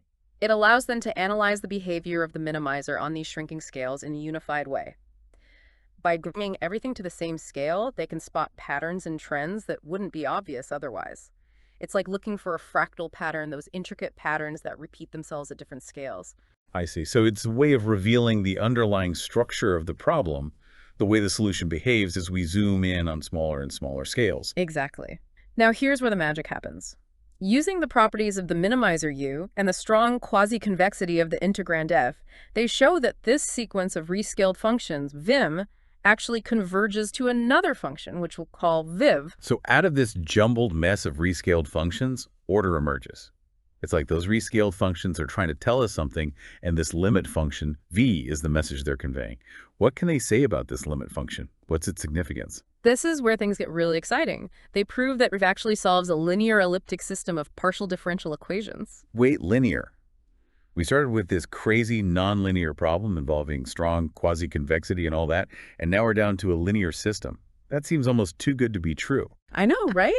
But that's the brilliance of the proof. By focusing on the behavior of the minimizer on these shrinking scales, they essentially zoom in so much that the nonlinearities become negligible. What's left is a simpler linear system that we understand much better. So it's like they've tamed the wild beast of nonlinearity by focusing on its behavior in a very controlled and localized setting. A very mathematical way to domesticate a wild animal.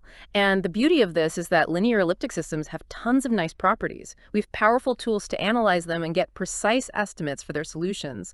We can use all the machinery of linear analysis to understand the behavior of this limit function. Okay, so we've got this limit function v, which is well behaved thanks to its connection to the linear elliptic world. But how does that help us prove the excess decay estimate for the original nonlinear problem?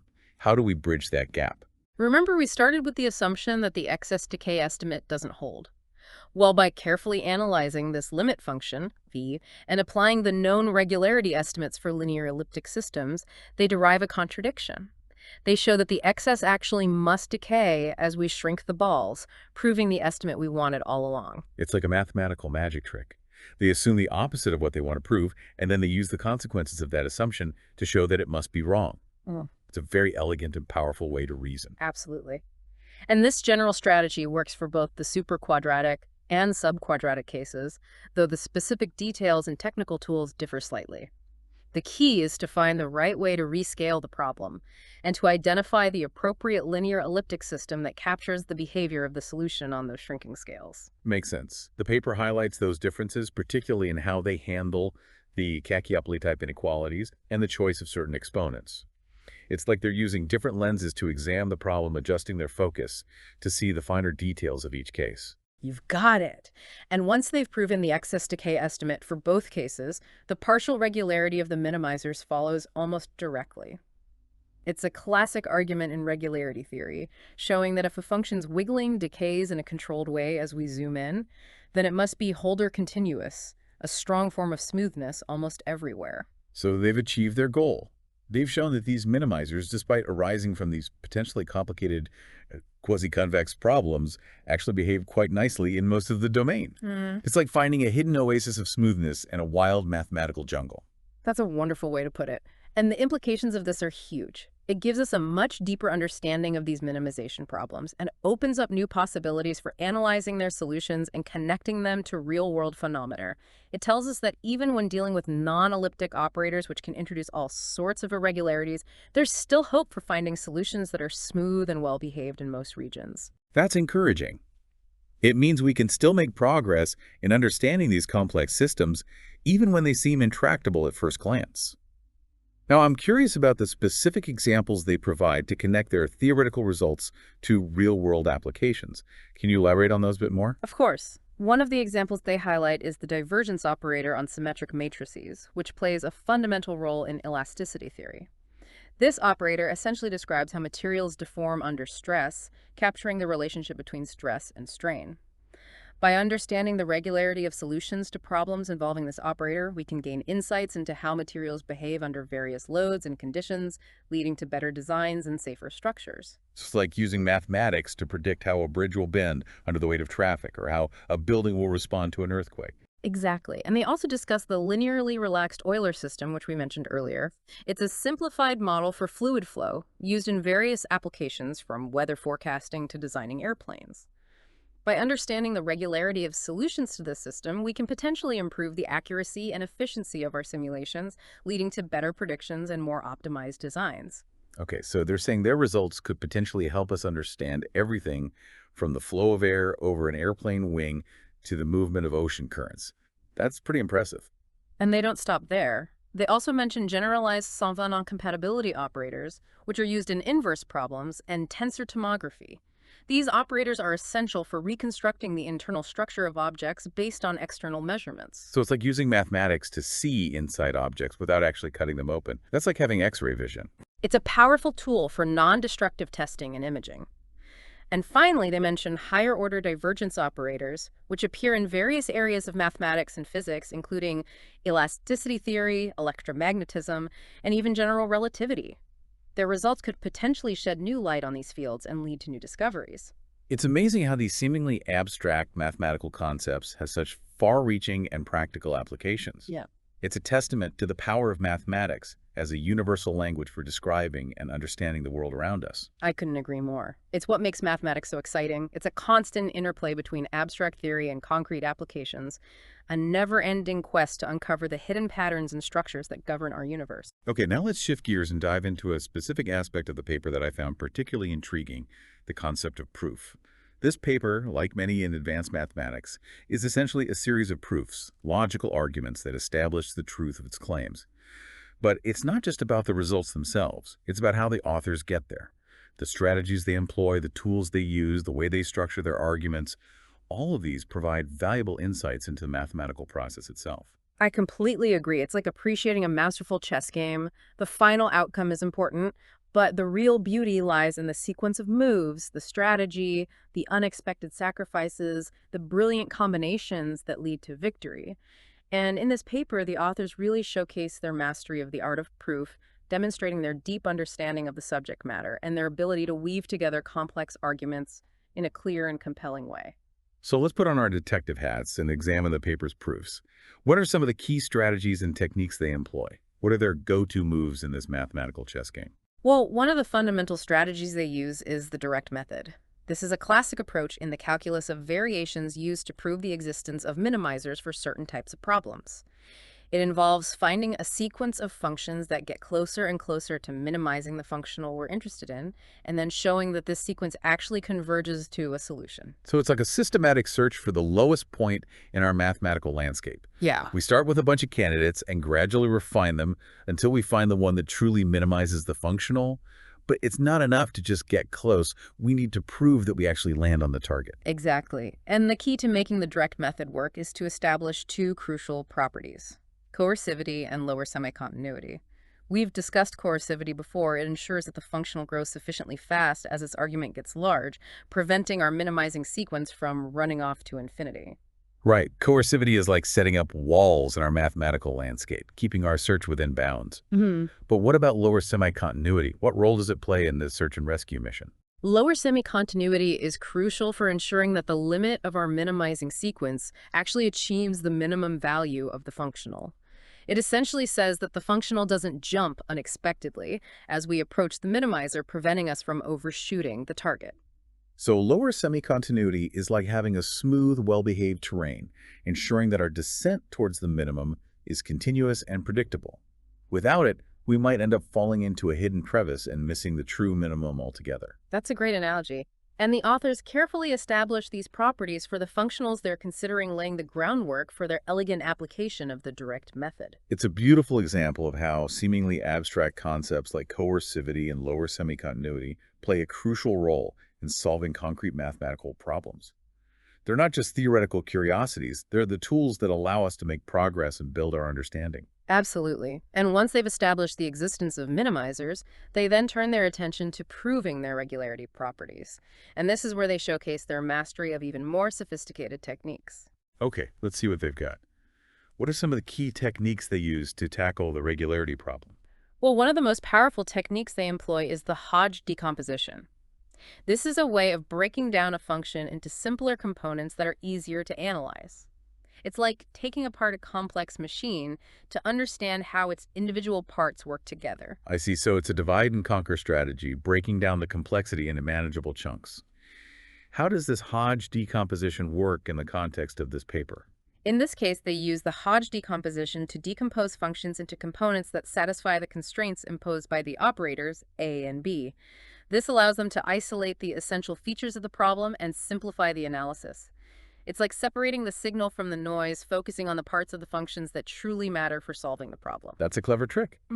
By decomposing the functions in this way, they can essentially ignore the irrelevant parts and focus their attention on the parts that drive the behavior of the solutions. Exactly, and the Hodge decomposition is a fundamental tool in many areas of mathematics, from differential geometry to partial differential equations, precisely because it allows us to simplify complex problems by breaking them down into more manageable pieces. Okay, so we've seen the direct method for proving existence and the Hodge decomposition for simplifying the analysis.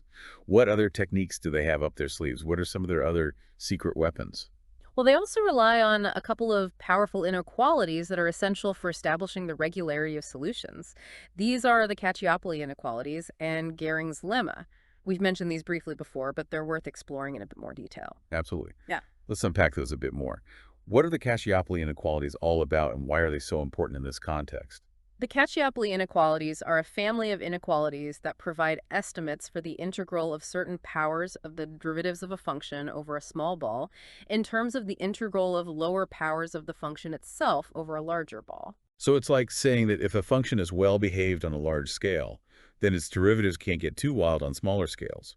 It's a way of controlling the growth of derivatives and ensuring that the function doesn't fluctuate too dramatically. Precisely. And in this paper, the authors prove two versions of Cacciopoli-type inequalities, one for general minimizers and a stronger version for good minimizers, which are minimizers that satisfy an additional constraint involving the operator C. Okay, so we have different types of minimizers, and the inequalities depend on which type we're dealing with. Why do we need these different versions? The different versions of the Cacciopoli inequalities reflect the different levels of regularity we can expect for the different types of minimizers. The stronger version for good minimizers allows for stronger control over the derivatives, leading to higher integrability and ultimately to partial regularity. I see. So it's like having different tools for different tasks. Yeah. We need the stronger tool for the more delicate job of proving partial regularity.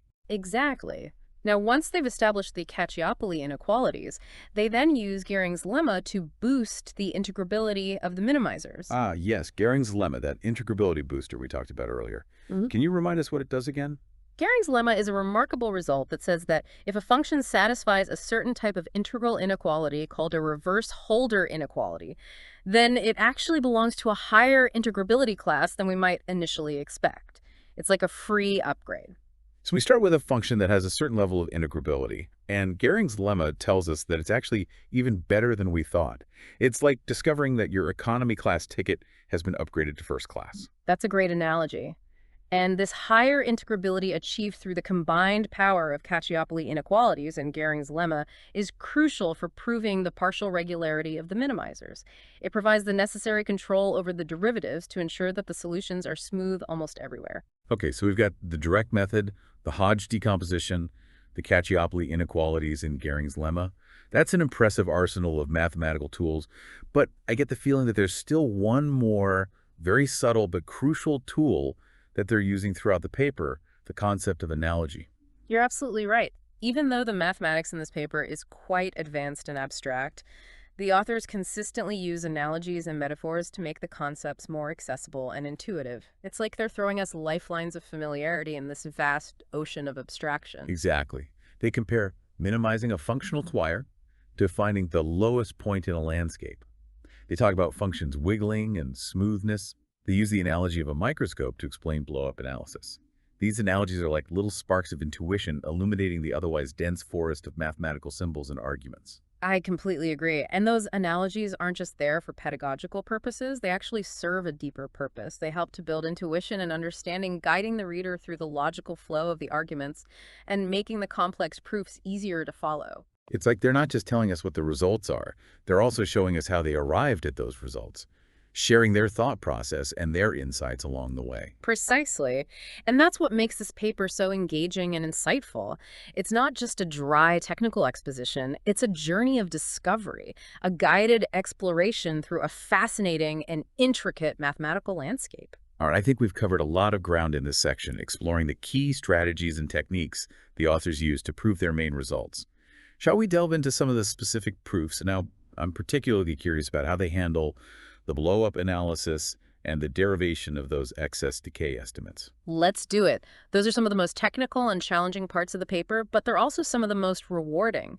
The blow-up analysis in particular is a powerful technique that reveals a lot about the underlying structure of the solutions. Okay, lead the way. I'm ready to tackle those mathematical challenges. All right, so let's dig into those proofs, starting with this super quadratic case where p is greater than 2. Remember, they define this excess functional e to measure how much our minimizer deviates from a constant value on a ball. Okay, right. So it's like quantifying how wiggly the solution is on a given scale. Exactly. Yeah. And the key is to prove that this excess decays as we look at smaller and smaller balls. Makes sense. If the solution is almost constant on a large scale, it should get even more constant as we zoom in. Yeah, and the proof of this excess decay estimate is a bit involved. They start by assuming the opposite, that the estimate doesn't hold, and then try to find a contradiction. Ah, the classic proof by contradiction. So they set up this scenario where the excess doesn't decay, and then what? They construct a sequence of balls, each smaller than the last, where this bad behavior is happening. Then they rescale each ball to a standard size, a ball of radius 1, and they also rescale the function u itself on each ball. Okay, so it's like zooming in on each of these problem areas, blowing them up to a uniform size so we can compare them directly. Precisely. This rescaling is crucial because it allows them to analyze the behavior on these shrinking scales in a consistent way. I see. It's like looking for a pattern, the same behavior repeating at different scales. Exactly. And now comes the really cool part. They use the properties of the minimizer and that strong quasi-convexity condition to show that this sequence of rescaled functions actually converges to another function, which they call v. So out of this chaotic sequence of rescaled functions, a new function emerges, like order from chaos. What's special about this new function v? This is where things get really interesting. They prove that this v actually solves a linear elliptic system of partial differential equations. Wait a minute, linear. We started with a nonlinear problem, and now we've somehow landed in the linear world. How is that even possible? It's the beauty of this blow-up analysis. By zooming in on these infinitely small scales, they essentially smooth out the nonlinearities. What remains is a simpler linear system that's much easier to analyze. So they're using the power of linear analysis to tackle this nonlinear problem. Clever. Right. And the great thing about linear elliptic systems is that we have tons of tools for understanding their solutions, like those regularity estimates we talked about. So we have this well-behaved limit function v that's somehow connected to our original minimizer u through this rescaling process. But how do we actually use this connection to prove that excess decay estimate for u? Well, remember, they started by assuming that the estimate doesn't hold. So by carefully analyzing this limit function and using the known properties of linear elliptic systems, they derived contradiction. They show that the excess actually must decay as we shrink the balls, which means our initial assumption was wrong. It's like a mathematical trap. They set it up, lure their assumption in, then bam, contradiction. Laughs. This is a pretty satisfying technique. Now, the proof for the subquadratic case, where p is between 1 and 2, follows a similar strategy but uses slightly different tools. Makes sense. Different cases might require slightly different approaches, but the core idea is the same. Rescale, analyze the limit function, and derive a contradiction. Exactly. And once they've proven this excess decay estimate for both cases, the partial regularity of the minimizers follows pretty naturally. If a function's wiggling decays in a controlled way as we zoom in, then it must be smooth almost everywhere.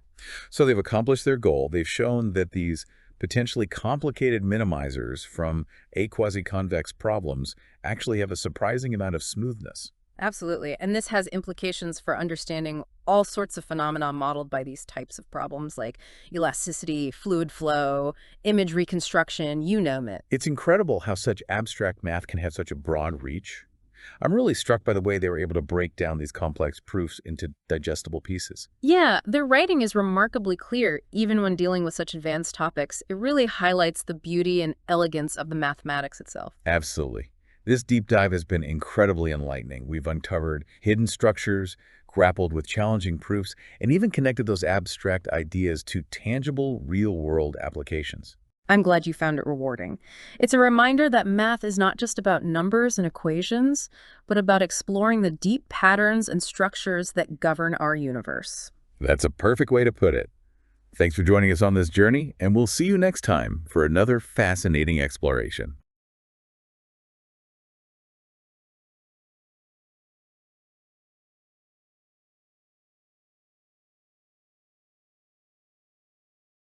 All right. Today we're going to be tackling a paper that's all about uncovering smoothness where you might not expect it. All right. Called Partial Regularity and Higher Integrability for A-Quasiconvex Variational Problems. That's right. Quite a mouthful. This paper really dives into the world of minimizing functionals. Okay. Those mathematical expressions that we encounter often in physics and engineering, Yeah. especially when they're tied to constraints that are expressed by partial differential equations. But before we get too deep, I think it's worth highlighting that the paper focuses on two specific problems. Yeah. They call them PA and PB. Right. And from what I gather, they're related, but distinct. They are. Kind of like siblings with different personalities. That's a good analogy. Problem, PB deals directly with minimizing a function. Okay. While PB focuses on minimizing a function of a derivative. Got it. Imagine you have a curve. PA would be about optimizing the shape of that curve itself. Okay. While PB would be more about optimizing its slope. Got it. So two sides of the same coin, but each requiring a slightly different approach. Exactly. Now the paper throws around terms like strong A-Quasiconvexity and generalized minimizers. Yes. I have a feeling those are going to be key players in our deep dive today. Absolutely. Absolutely. Strong A-Quasiconvexity is a condition that not only guarantees the existence of solutions to these problems, but also hints at a certain degree of smoothness. Okay. It's like having a built-in quality control check to ensure that the solutions aren't too wild or unpredictable. And generalized minimizers. Yes. That sounds intriguing. It is. What makes them different from your run-of-the-mill minimizer? Well, a generalized minimizer is a bit more flexible than a classical minimizer. It still minimizes the functional, but it might not be perfectly smooth everywhere. You can think of it as allowing for some wrinkles or kinks in the solution without disqualifying it. Okay, that makes sense. It's like acknowledging that real-world systems aren't always perfectly smooth and polished. Exactly. Now, the paper goes on to prove some fascinating properties about these solutions. Yeah. Things like higher integrability and partial regularity. Right. Those sound pretty heavy duty. They are. So, higher integrability is essentially saying that the solutions are even smoother than we initially expected. Okay. It's like finding out that your favorite comfy sweater is also surprisingly durable. I like that analogy. And partial regularity, on the other hand, tells us that the solution might have some rough spots. Okay. But those spots are well contained and don't disrupt the overall smoothness too much. So it's like saying the sweater might have a snag or two. Exactly. But overall, it's still in great shape. Precisely. And these properties are not just mathematical curiosities. They have real implications for how we understand and analyze these problems. I'm starting to see that. Good. Now I'm really curious to dive into the specifics of these problems. Yes. And see how the authors managed to prove these remarkable properties. All right. Should we start with problem? Pan. Yes, let's begin with Pan. Okay. The authors established the existence of generalized minimizers for this problem by introducing a coercivity condition. Coercivity, that sounds like something you'd need at the gym. Right. What does it mean in a mathematical context? In a nutshell, coercivity means that the functional we're trying to minimize grows rapidly as the input function gets larger. Okay. Think of it as a way of preventing the solution from running off to infinity. Okay. It's like setting up boundaries to ensure that the minimization problem stays well behaved. Okay, so it's like having a mathematical leash to keep the solution under control. Exactly. How do they actually express this coercivity condition for problem? PAM-A. They show that if a function...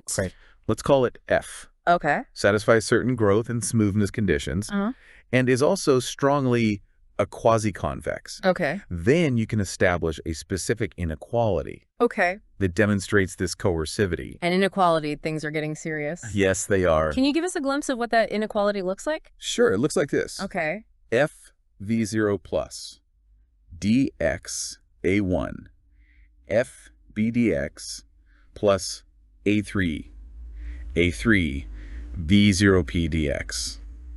Okay, that's a lot to unpack. It is? Maybe we can break it down piece by piece to get a better sense of what's going on. Absolutely. All right. The left side represents the integral of our function f evaluated FEO plus over the domain. Right. This is the term we're trying to minimize. Makes sense. That's the functional we're working with. Now, on the right side, we have three terms. Okay. The first is A1 times the integral of the p these power of f over f is what we call a test function. And the exponent p is tied to the growth conditions of our function f. So this first term is all about the size or growth of this test function. Exactly. Then we have A2. Yes. Which is just a constant. It's there to help balance the inequality and ensure it holds true. Correct. What about that third term? It looks a bit familiar. The third term is A3 times the integral of the pth power of y0 over z is a given A-free function. Right. Meaning it satisfies the constraint, AV0 over 0. Okay, so this term is linked to that specific A-free function. Precisely. Now, the key to this inequality lies in the coefficients A1, A2, and A3. Yes. The authors demonstrate that you can choose these coefficients. Yeah. So that A1 is positive, A2 is a constant, correct. And A3 is also positive. Exactly. I see where this is going. Having A1 positive forces the right-hand side to grow as A gets larger, right? Exactly. That's the coercivity in action. Wow. To minimize the left-hand side, you need to keep from becoming too large, ensuring that the solution doesn't blow up. That's brilliant. It's a nice result. They've taken this abstract idea of coercivity and translated it into a concrete mathematical inequality. That's right.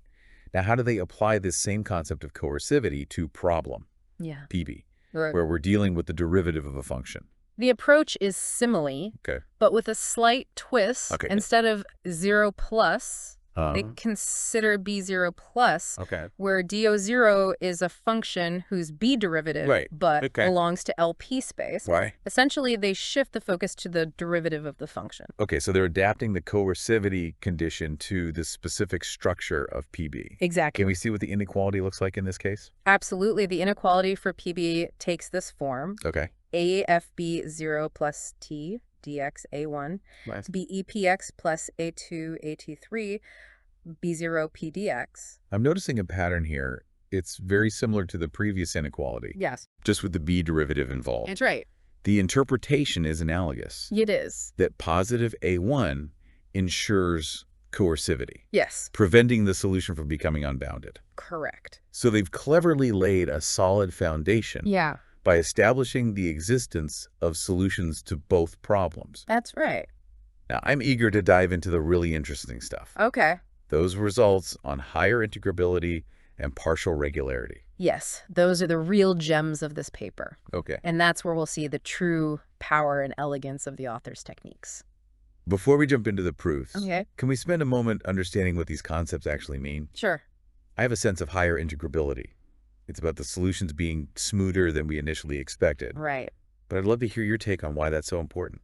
You're right. Higher integrability tells us that the derivatives of our solutions actually belong to a slightly better space elib, LP plus for some positive. The seemingly small improvement unlocks a whole new toolkit of analytical techniques that require a certain level of smoothness. Imagine trying to build a complex structure with rough, jagged pieces. It wouldn't be very stable or efficient. Higher integrability gives us smoother, more refined building blocks for our mathematical analysis. That's a great analogy. So higher integrability is like upgrading our tools from a rusty hammer and saw to a precision laser cutter. Exactly. And it often leads to stronger control over the behavior of these functions, allowing us to derive more refined estimates and prove more powerful results. I'm definitely starting to appreciate the appeal of higher integrability. Good. Now, what about partial regularity? I understand that it means the solution isn't perfectly smooth everywhere. But it's smooth on a large enough portion of the domain. But why is that so important? Wouldn't it be ideal to have smoothness everywhere? In a perfect world, yes. But in the real world. And especially in the world of complex mathematical models, perfect smoothness is often an unattainable ideal. Think about a landscape. It might have some rugged cliffs and valleys, but overall it still has a certain structure and flow. Partial regularity acknowledges those rough spots while still allowing us to extract meaningful information about the landscape as a whole. So it's like saying we can still create a useful map of the landscape even if there are some areas where the terrain is a bit tricky. Precisely. Partial regularity tells us that even if the solution has some singularities or points where it's not smooth, those singularities are tame in the sense that they're isolated and don't disrupt the overall structure of the solution too much. Got it. This allows us to apply many of the tools and techniques that rely on smoothness, even if it's not present everywhere. Okay, I'm starting to appreciate the nuance here. Good. Partial regularity is about finding a balance between the ideal of perfect smoothness and the reality of complex systems. It's about acknowledging the limitations while still extracting valuable insights about the solution structure. Exactly. Now, I'm really eager to dive into the proofs and see how they actually establish these remarkable properties. Right. Where should we start? Let's begin with the proof of higher integrability. Okay. The authors use a brilliant strategy that involves establishing something called a Cacciopoli-type inequality. Ah, Cacciopoli. Yes. I remember encountering that name in my analysis courses. But if I'm being honest, I could use a refresher on what exactly a Cacciopoli-type inequality is and what role it plays in this proof. Of course. Right? It's a powerful tool in the calculus of variations.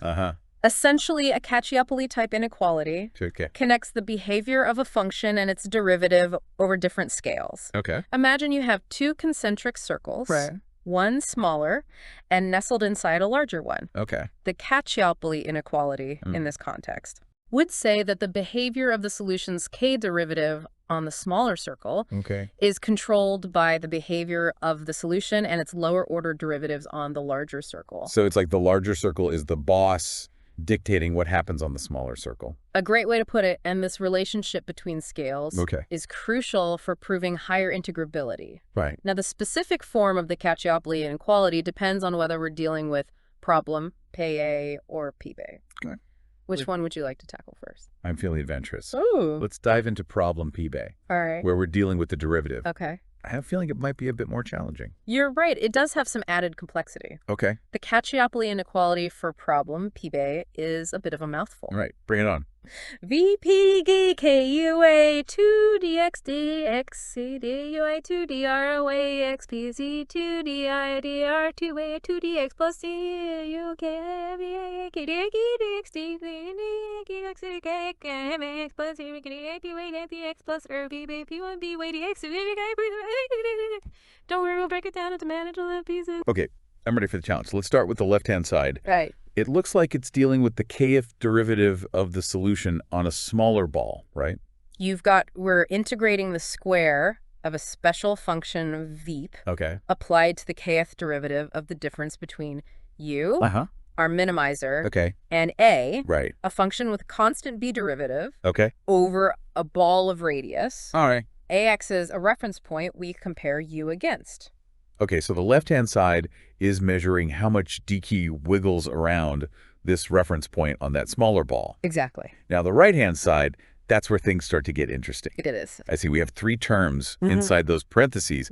Each of those terms captures a different aspect of the solution's behavior on the larger ball of radius r. Correct. The first term is a sum that accounts for the contributions of the lower-order derivatives of ua. That's right. It's like acknowledging that the kth derivative isn't acting in isolation.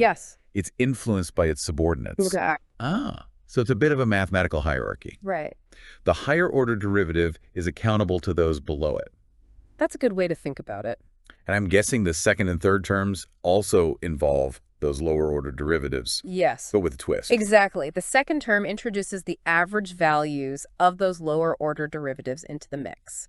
It's capturing how the derivatives interact with their average behavior, adding another layer of complexity.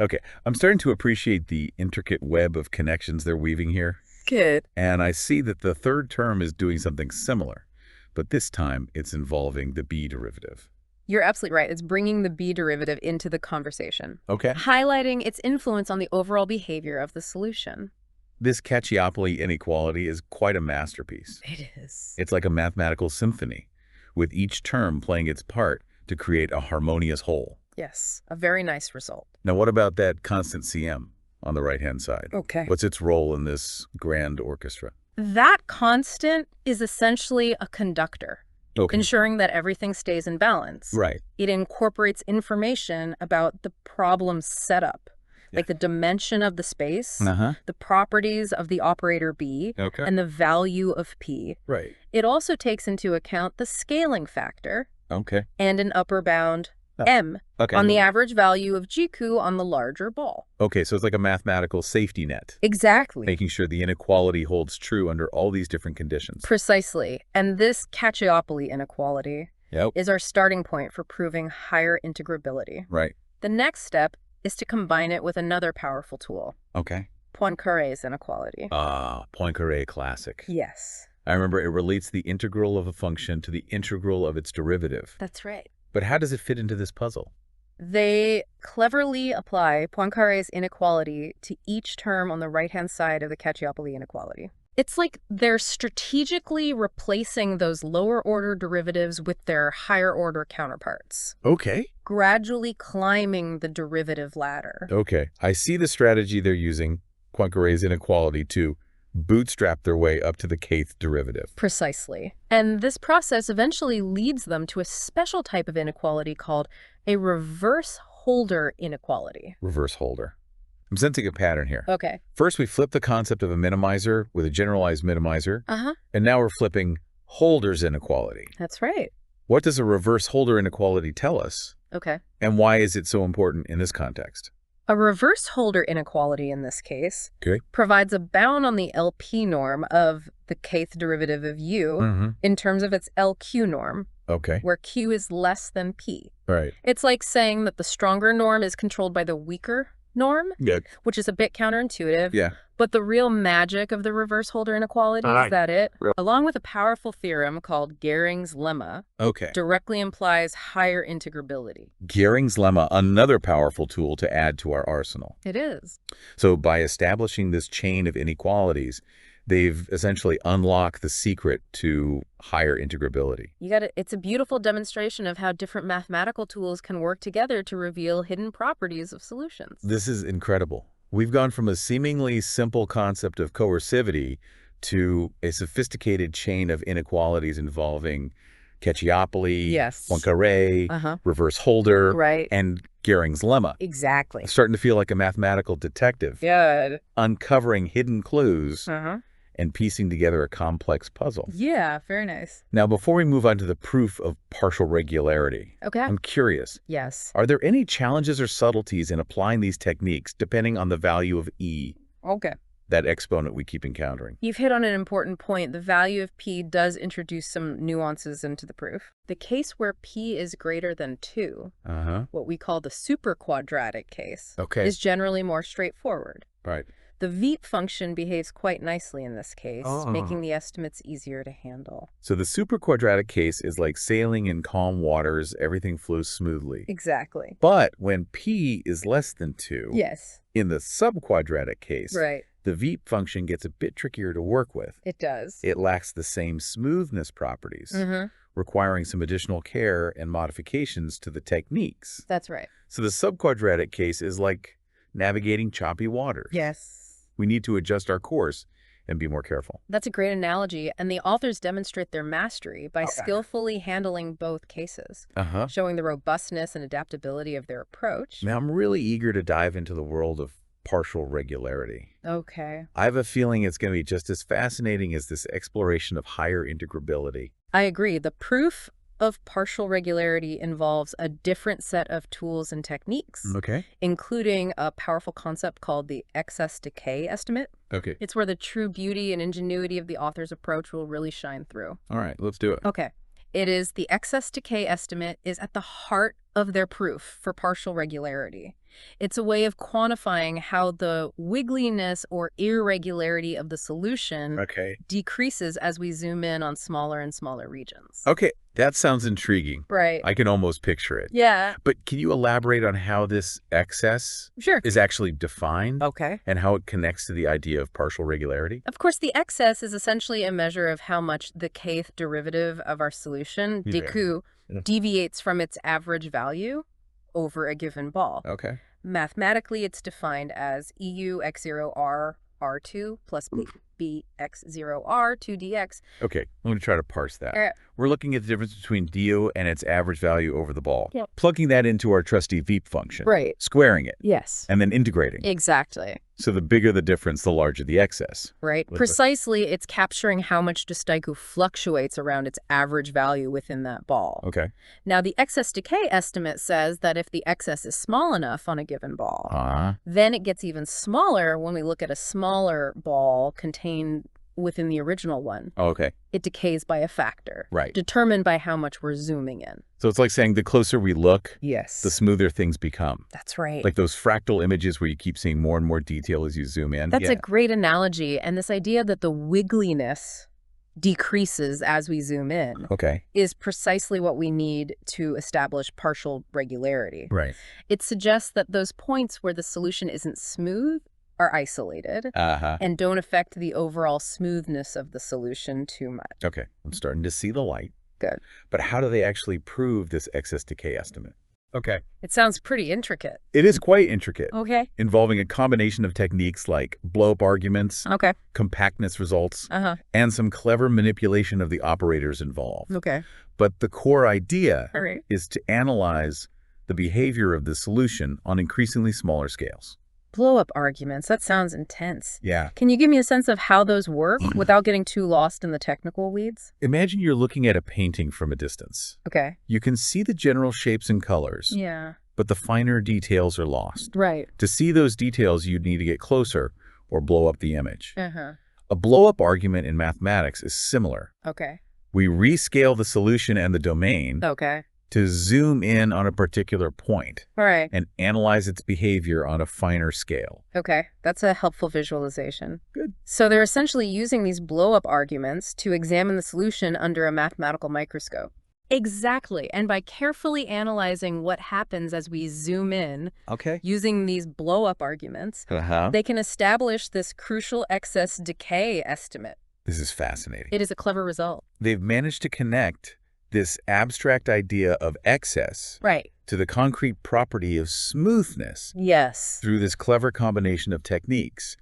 But I'm guessing that the value of P, that exponent we've been encountering, probably plays a role in how they approach the proof, right? You're absolutely right. As we discussed earlier, the behavior of the Veep function differs depending on whether P is greater than 2, superquadratic case, or less than 2, subquadratic case. This leads to some subtle variations in the proof. What case would you like to explore first? Let's stick with the superquadratic case for now. Okay. I'm curious to see how they apply these blow-up arguments in that setting. Okay, great. So for the superquadratic case, they start by assuming, for the sake of contradiction, that the excess decay estimate doesn't hold. This means they can find a sequence of balls shrinking in size where the excess isn't behaving as expected. The classic proof by contradiction. And it is a classic technique. They're setting up a scenario where things go wrong to ultimately show that it must be true. Exactly. Now, on each of these troublesome balls, they define a rescaled version of the solution using a clever transformation. This rescaled solution essentially captures the behavior of the original solution on a finer and finer scale. As we move along the sequence of balls. So they're creating a sequence of zoomed-in solutions. Corresponding to those shrinking balls. Precisely. And these rescaled solutions have some nice properties that allow them to apply compactness results. Essentially, they can extract a convergent subsequence from the sequence of zoomed-in solutions. So out of all those rescaled solutions, they find a special subsequence that settles down to some limiting function. That's a great way to put it. It's like finding order within the chaos. Now, this limit function, let's call it V, inherits some of the key properties of the original solution. And this is where things get really interesting. They show that V satisfies a special condition related to a linear system of equations. A linear system? Hold on, we were just talking about minimizing nonlinear functionals. How did a linear system suddenly enter the picture? It's a brilliant connection. They demonstrate that this limit function, V, is actually a solution to a particular linear system involving the adjoints of the operators B and C, which define our constraints, and a new operator A that introduces a specific type of interaction between the derivatives. Okay, I'm trying to follow the logic here. All right. So they've taken a nonlinear problem, zoomed in using blow-up arguments, found a limiting function, and somehow connected that limiting function to a linear system. That's right. It's like a mathematical magic trick. It does feel a bit magical, doesn't it? Yeah. But the beauty is that this connection to a linear system allows them to leverage a whole arsenal of tools and techniques from linear analysis. So they're using the well-behaved world of linear systems Exactly. to gain insights into the more complex world of nonlinear problems. That's right. It's like finding a secret passage between two different mathematical realms. Precisely. And one of the key insights they gain from this connection is an estimate on the smoothness of the solution to the lineal system. Okay. They prove that the k+1 ist derivative of the solution is bounded by the integral of its kth derivative over a larger ball. Okay, so that they're using the linear system as a sort of benchmark for smoothness. Yeah. They're saying if the solution to the linear system is this smooth, then the blown-up solutions to the original problem must also inherit some of that smoothness. Exactly. It's a clever way of transferring smoothness properties from the linear world to the nonlinear world. Okay. And this control over the smoothness of the blown-up solutions is crucial for establishing the excess decay estimate. I say by showing that the blown-up solutions are well-behaved, they can control how the excess functional changes as we zoom in on smaller and smaller balls, ultimately proving that it decays as expected. Precisely. It's a beautiful synthesis of techniques. Okay. They've combined blow-up arguments, compactness results, the connection to a linear system, and estimates from linear analysis to establish this crucial decay property. This is quite a journey. We've covered a lot of ground. We have. From coercivity and the Cacciopoli inequality to blow-up arguments and linear systems. Yes. And we've seen how all these pieces fit together to paint a picture of hidden smoothness in solutions to these seemingly complex optimization problems. It has been quite a journey. And we're not done yet. That's right. We still need to explore how the authors tackle the subquadratic case, where the Veep function becomes a bit more challenging to work with. Yes. I'm ready for the challenge. Bring on the subquadratic case. Okay. All right. Let's explore how the authors handled the subquadratic case, where that p-value is less than 2. Okay. As we've touched upon before, the behavior of the Veep function in this range introduces some wrinkles, making the estimates a bit more delicate. So we're sailing into slightly choppier waters here. Yes. Can you remind me what specifically about the Veep function makes this case more challenging? The key difference is that when p is less than 2, the Veep function lacks the same convexity properties that we enjoy in the superquadratic case. Right. This makes some of the inequalities and estimates we rely on a bit trickier to establish. So it's like trying to build a sturdy structure with slightly warped building blocks. It requires more finesse and ingenuity. Exactly. But the authors demonstrate their expertise by cleverly adapting their techniques. To overcome these challenges, the general strategy remains similar to the superquadratic case. They still employ blow-up arguments and connect those blown-up solutions to a linear system. To gain control over smoothness, however, they introduce some clever modifications to handle the subquadratic quirks. Okay. I'm curious to see what kind of modifications they make. Can we delve into the specifics of their approach for the subquadratic case? Absolutely. One of the key adaptations they make is to use a modified version of Poincaré's inequality. Remember, Poincaré's inequality helps us relate the integral of a function to the integral of its derivative. In the subquadratic case, the standard Poincaré's inequality doesn't quite fit the bill due to the behavior of Veep. So they introduce a modified version that's tailored to this specific setting. So they're upgrading their toolbox with a specialized Poincaré wrench, so to speak. A great analogy. To handle those subquadratic nuts and bolts. This modified Poincaré inequality allows them to establish a chain of inequalities. Similarly to what we saw in the superquadratic case, but with adjustments to account for the subquadratic behavior. Okay, I see the general approach. They're adapting their tools to fit the subquadratic terrain. But can we get a bit more concrete? Sure. Can you walk me through the steps of how they use this modified Poincaré inequality to ultimately prove partial regularity in the subquadratic case? Of course, the proof follows a similar structure to the superquadratic case. Okay. They start by assuming, for the sake of contradiction, that the excess decay estimate doesn't hold. All right. This allows them to construct a sequence of shrinking balls where the excess is misbehaving. Okay, so they're setting up the classic proof by contradiction, again, creating a scenario where the excess doesn't decay as expected. Exactly. And just like in the superquadratic case, they define those rescaled solutions on each of these balls. Okay. Effectively zooming in on the behavior of the original solution. So we have our sequence of rescaled solutions, each one a closer and closer look at the original solution. Right. And again, using compactness results, they show that a subsequence of these rescaled solutions converges to a limiting function. Okay. Which, just like before, turns out to be a solution to that special linear system we discussed earlier. Ah, so that linear system is a recurring character in this story. It bridges the gap between the superquadratic and subquadratic cases. It is. It's a powerful connection that allows them to leverage the well-behaved nature of linear systems to gain insights into the more complex world of nonlinear problems. Okay, so we've arrived at our familiar linear system. What do they do next? How does that modified Poincare inequality come into play? This is where the subtle modifications come in. They use the modified Poincare inequality along with the estimates they've established for the linear system to derive bounds on the derivatives of those rescaled solutions. So they're using the modified Poincare inequality in conjunction with the linear system estimates? Yes. To ensure that even in the subquadratic case, those rescaled solutions are still smooth enough. Precisely. It's like they're providing extra support to those warped building blocks to ensure that the overall structure remains stable. This is incredible. They've managed to adapt their techniques to handle the subquadratic quirks without completely overhauling their approach. It's a testament to the power and flexibility of their methods. And by carefully weaving together these modified tools and techniques, they arrive at the same conclusion as in the superquadratic case. Okay. A contradiction that proves the excess decay estimate must hold. So whether we're sailing in calm or choppy waters, the excess ultimately decays, leading to partial regularity. Exactly. The authors have demonstrated that regardless of the value of P, the solutions to these problems exhibit a surprising degree of smoothness. It's a hidden order within the seemingly complex world of nonlinear optimization problems.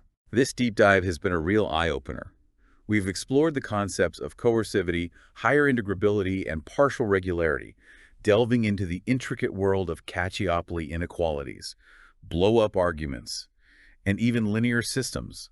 I feel like I've gained a whole new level of appreciation for the beauty and power of mathematical analysis. I agree. It's been a fascinating journey through the world of advanced mathematical concepts, showcasing how seemingly abstract tools and techniques can be used to uncover hidden structures and properties in complex systems. Now, for our listeners who are eager to delve deeper into this topic, what are some key takeaways or questions they might consider? Here are some thoughts to ponder as you explore this fascinating area further. Okay. 1, the authors focus on Dirichlet boundary conditions in this paper. How might the results change for other types of boundary conditions? What new challenges might arise? And how could the techniques be adapted? Okay. 2, they also assume that the operator A has constant coefficients. How might the analysis change if we allowed for more general operators? Would the same technique still apply, or would we need to develop new tools? Okay. And 3, the paper explores the cases where P is greater than or less than 2. What about the critical case where P equals 2? Are there any special considerations or simplifications in that case, or does it require a completely different approach? Those are excellent questions. It sounds like there's still many open avenues for exploration and further research in this area. This paper has provided a solid foundation and a powerful set of tools, but there's always more to discover in the vast and intricate world of mathematics. Absolutely. Mathematics is a journey of endless exploration and discovery. And this paper has illuminated a path towards a deeper understanding of the hidden structures that govern the behavior of complex systems. Well, that concludes our deep dive for today. Thank you for joining us on this mathematical adventure, and until next time, keep exploring the fascinating world of mathematics.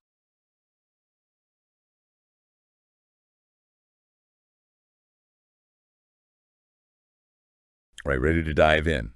Today we're tackling a paper called Partial Regularity and Higher Integrability for A-Quasiconvex Variational Problems. Sounds a bit intimidating, right? It is, a little. Lots of advanced math in this one. Yeah. But even if Sobolev spaces and Cacciopoli inequalities aren't exactly rolling off your tongue, right, I think there's some really cool stuff here that's worth understanding, at least at a high level. Definitely. This paper, it grapples with a problem that pops up everywhere. Oh, yeah. Material science, fluid dynamics, image processing, you name it. It's all about finding the best solution, the optimal one, when you're dealing with a system that has constraints. So I think of it like, okay, imagine you're building a bridge, right? Okay. Limited resources. You got to follow the laws of physics, obviously. So the question becomes, what's the most efficient, the most stable design you can come up with? Makes sense. Yeah. So how does it approach that kind of problem? Well, it starts by laying out two very specific mathematical problems. The first one, they call it the A-free problem, involves minimizing a function. Let's just call it E for now. Okay. And E depends on another function. Right. But here's the catch. It can't just be anything, you know? It's constrained by something called a differential operator, A. Yeah. A differential operator? Yeah, think of A like a set of rules that A has to follow. Okay, so like the building codes for our bridge. Exactly. You got it. So we're trying to find the V, the function, that makes E as small as possible, but it has to play by the rules. It has to follow A. Right. Okay.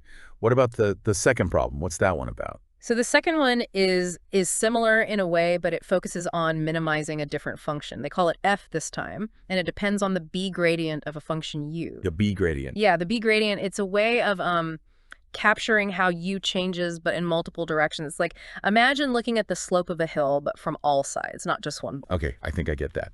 So in both problems, we're basically trying to find the best function that minimizes something. Right. But it has to stick to certain rules, right? Yeah. So what's the big kind of breakthrough in this paper?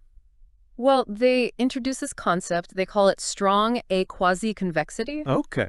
I know, it sounds kind of intimidating, right? Yeah, a little bit. But don't let the jargon scare you.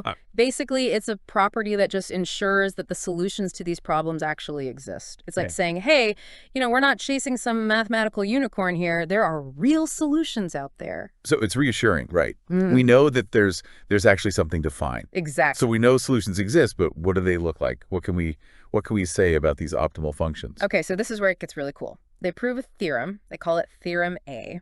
It says that if the function inside E, they call it f, if this function f has this strong A-Quasiconvexity property that we talked about, then the solutions to the A-free problem are something called partially continuous.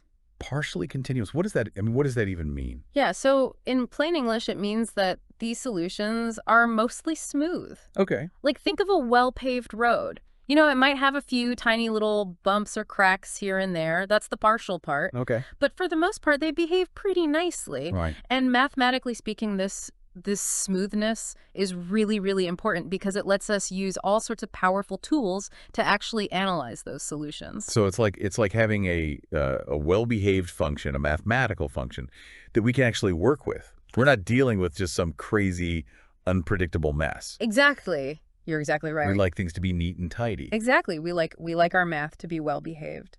So, okay, so these solutions are partially continuous, but they also have something called higher integrability. Yeah, higher integrability. That's right. What's that all about? So that means they have like additional smoothness properties. Think of it this way. Our well-paved road, it's not just smooth, it's also made of some super strong, super durable material. Okay. You know, it makes the whole structure even more robust. So we've got these two cool properties. We've got the partial continuity and the higher integrability. How do they help us solve those problems we talked about at the beginning? Well, they establish another theorem, they call it theorem B, that it essentially mirrors theorem A, but for the B gradient problem. Remember that one? Right. So now we know that the solutions to both types of problems have these nice smoothness properties. That is, if that function f, remember that one, if it's well-behaved. Right, if f is plain nice. Exactly. So we've got these two theorems kind of running in parallel, each giving us insights into their own problems. Right. But are those two problems connected? Like, is there a link between them? That's where it gets really, really clever. They actually demonstrate a link between proving partial continuity for the V in the A-free problem and proving it for the B gradient of U in the second problem. It's like they found this secret passageway between two like seemingly separate rooms. It was a shortcut. They found a way to tackle both problems, but with one one unified approach. Yeah, a much simpler way of looking at it, yeah. That's pretty slick. It is. Okay, so they've set the stage, right? They've shown us who the players are, and they've given us the tools to find the solution. So where do they go from there? Okay, so from there, they delve into some specific applications of these theorems, focusing on something called exterior derivatives. Okay. Now, exterior derivatives, these are mathematical objects used in calculus, and the researchers show how their theorems can be applied to problems involving different types of exterior derivatives, specifically something called exact and closed forms. They even give these applications names Theorem D and Theorem E. So they're not just playing around with these like abstract concepts.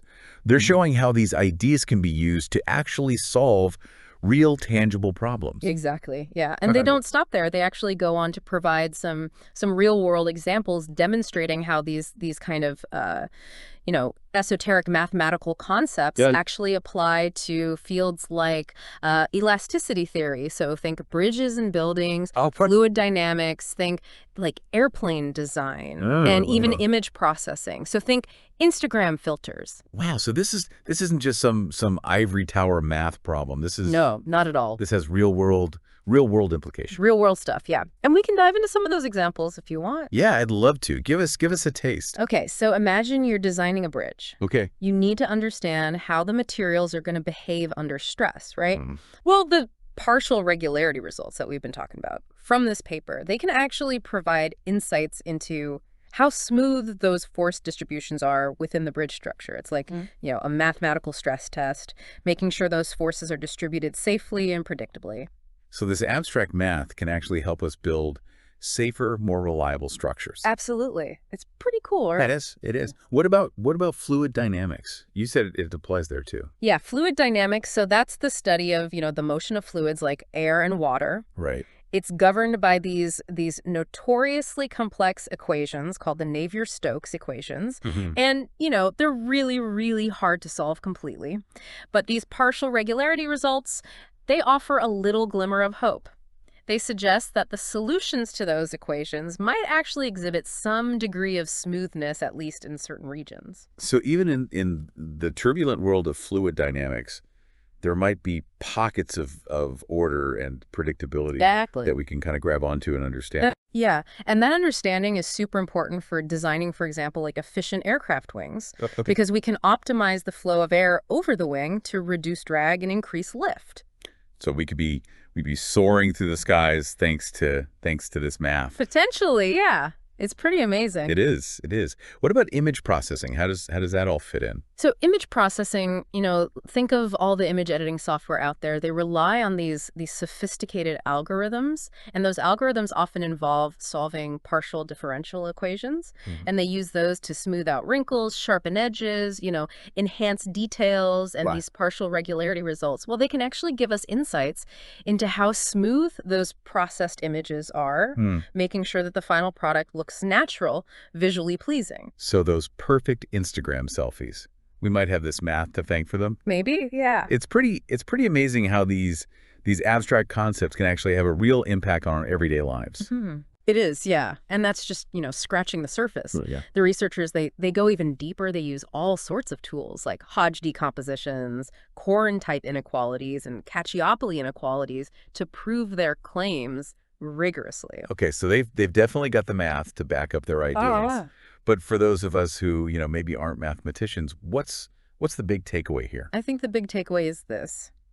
This paper represents a major leap forward in our understanding of how to solve those optimization problems when we have constraints. They give us new tools, new insights, new ways of thinking about these problems that are going to have applications across, a ton of different fields. So it's like they've opened up a new frontier in math. Yeah. And this new frontier, it has the potential to revolutionize everything from bridge design to image editing. Exactly. And this is just the beginning. There's so much more to explore, so many more questions to answer. Well, before we get too carried away with the future, let's take a closer look at the paper itself. Yeah. It's dedicated to Jan Christensen on his 60th birthday, right? Yeah, that's right. And it's interesting that the authors chose to honor Christensen, who's a, leading figure in the calculus of variations, by pushing the boundaries of the field even further with this work. Yeah. It's a real testament to the collaborative and ever-evolving nature of math, I think. That's a fitting tribute, for sure.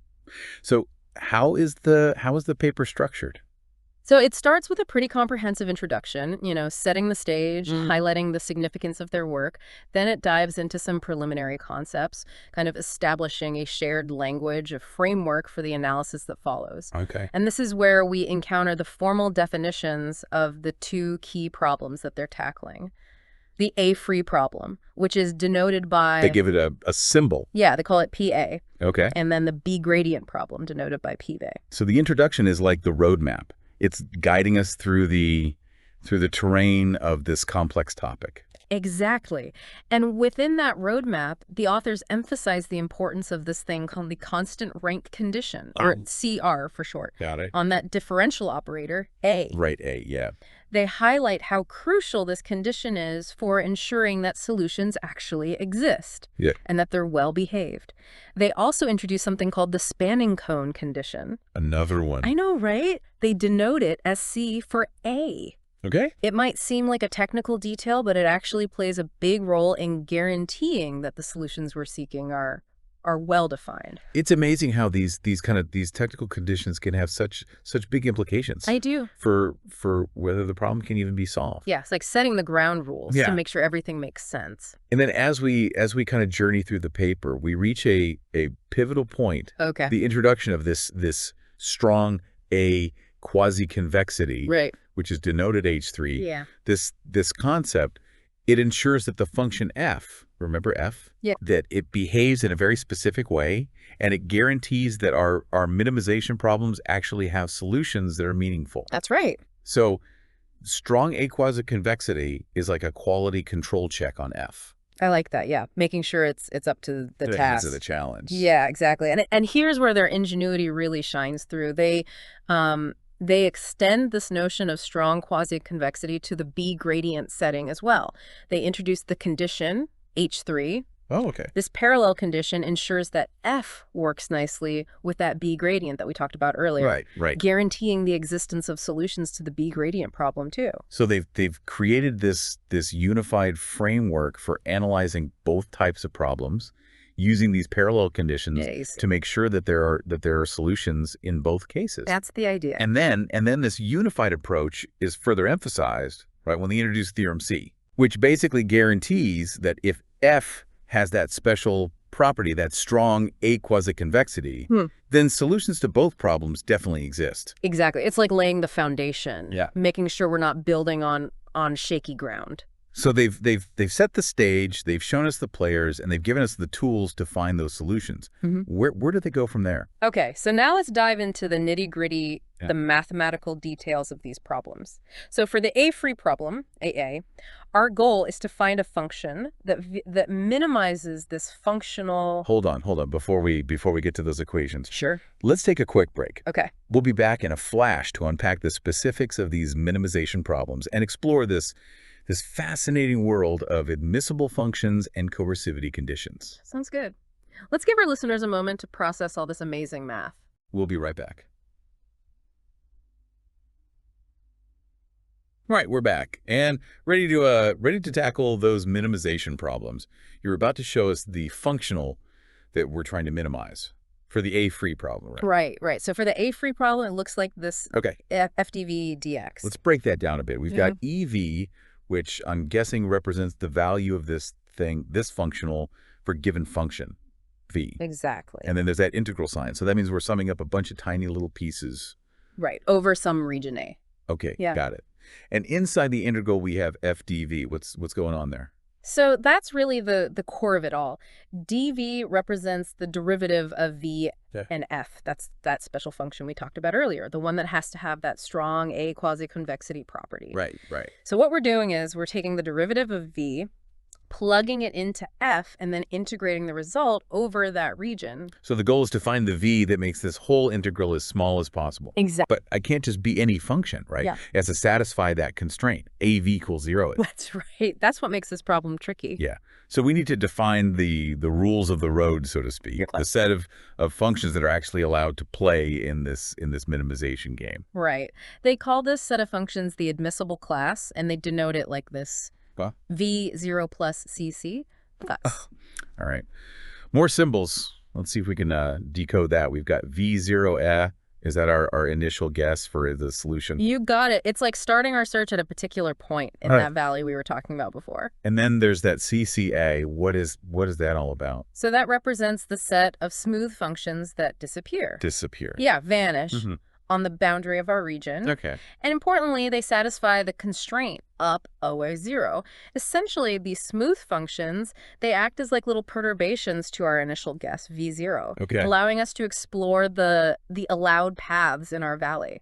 So we're starting at VO, and then we're kind of exploring nearby paths that follow the rules to see if we can find a lower point in the valley. That's a great way to put it, yeah. Okay. So we've got our functional, we've got our constraints. What else do we need? One more crucial ingredient. We need something called a coercivity condition. A coercivity condition. What's that all about? It basically makes sure that our functional E doesn't, explode to infinity as EBM changes. Okay. It's like saying our valley, it actually has a bottom. It doesn't just keep going down forever. That makes sense. So coercivity is kind of like a safety net, right? Exactly. It's preventing our search from going off the rails. Exactly. It ensures we can actually find a V that makes E as small as possible. Okay. So we've got our functional, our constraints, and our coercivity condition. What's next? Okay. So now the authors carefully define what they mean by a generalized minimizer. It's essentially a function V that minimizes E, but within a wider class of functions. Okay. They denote this class as... Let me guess. More symbols. More symbols, yeah. Right. VO0 plus LP0AA. This is a slightly more relaxed version of our admissible class. Remember that. Right, right. So we're widening the search a bit. We're considering a bigger set of potential solutions. That's right. And this is important because it allows us to capture a wider range of solutions, including those that might not be perfectly smooth everywhere, but still have those desirable properties. The partial continuity and higher integrability that we talked about. It's like we're casting a wider net to make sure we don't miss any cool solutions. Exactly. And to kind of refine our understanding even further, the authors introduce the concept of local minimizers. Local minimizers. Yeah, these are functions that minimize E not just globally over the whole region, but also locally within any smaller region inside A. So it's not just about finding the lowest point in the entire valley. It's about making sure that every step we take leads us downhill. Exactly. And to prove that these local minimizers actually exist, they use a really neat trick. They show that any global minimizer, so that's the V that minimizes E over the whole domain, is automatically a local minimizer as well. So global optimality implies local optimality. That's a handy connection. It is. And to really understand these minimizers, they introduce a decomposition. It allows us to express any local minimizer V as the sum of two special functions. And it looks like this, V bit plus phi. Okay, so we're breaking down the minimizer V into simpler parts. Right. What are B and phi? Okay, so B, that represents the part of V that can be expressed as the B gradient of another function. Okay. And this E satisfies this constraint. She is 0, where C is another differential operator. So B is like the part of V that has a well-defined potential, a function from which it can be derived. Precisely. And then phi, that represents the remaining part of V, the part that can't be expressed as a B gradient. This is smooth, meaning it has nice continuous derivatives, and it satisfies these constraints. Up is 0 and B equals 0. So foof is like the smooth, well-behaved complement to B. Exactly. Together, they form the complete picture of our local minimizer. That's right. And this decomposition, it's not just about, understanding the structure. It actually helps us prove the partial regularity of V. Okay. It lets us isolate the potentially rough parts of V and focus on the smooth parts. So it's like separating the wheat from the chaff. Exactly. Now let's switch gears for a second and look at the B gradient problem, PB. Remember that one? Right, where we're trying to find the function U. Right, to minimize a different functional this time, which is FU, FBU, FBU dx. Okay, so we're again trying to minimize a function F this time by choosing the right U. Yes. And BU, that's the B graded U, which captures how U changes in multiple directions. Yes. Exactly. To tackle this problem, they simplify things a bit by reducing it to a problem on smooth domains. It's like smoothing out the playing field, making it easier to analyze things. So they're making the geometry simpler to make the analysis easier. Yeah. What else do they do? They introduce this concept of a good minimizer. Okay, a good minimizer. What makes a minimizer good? Well, it's essentially a minimizer U that satisfies an additional constraint, CU equals 0. Does that look familiar? Oh, yeah, yeah, I think so.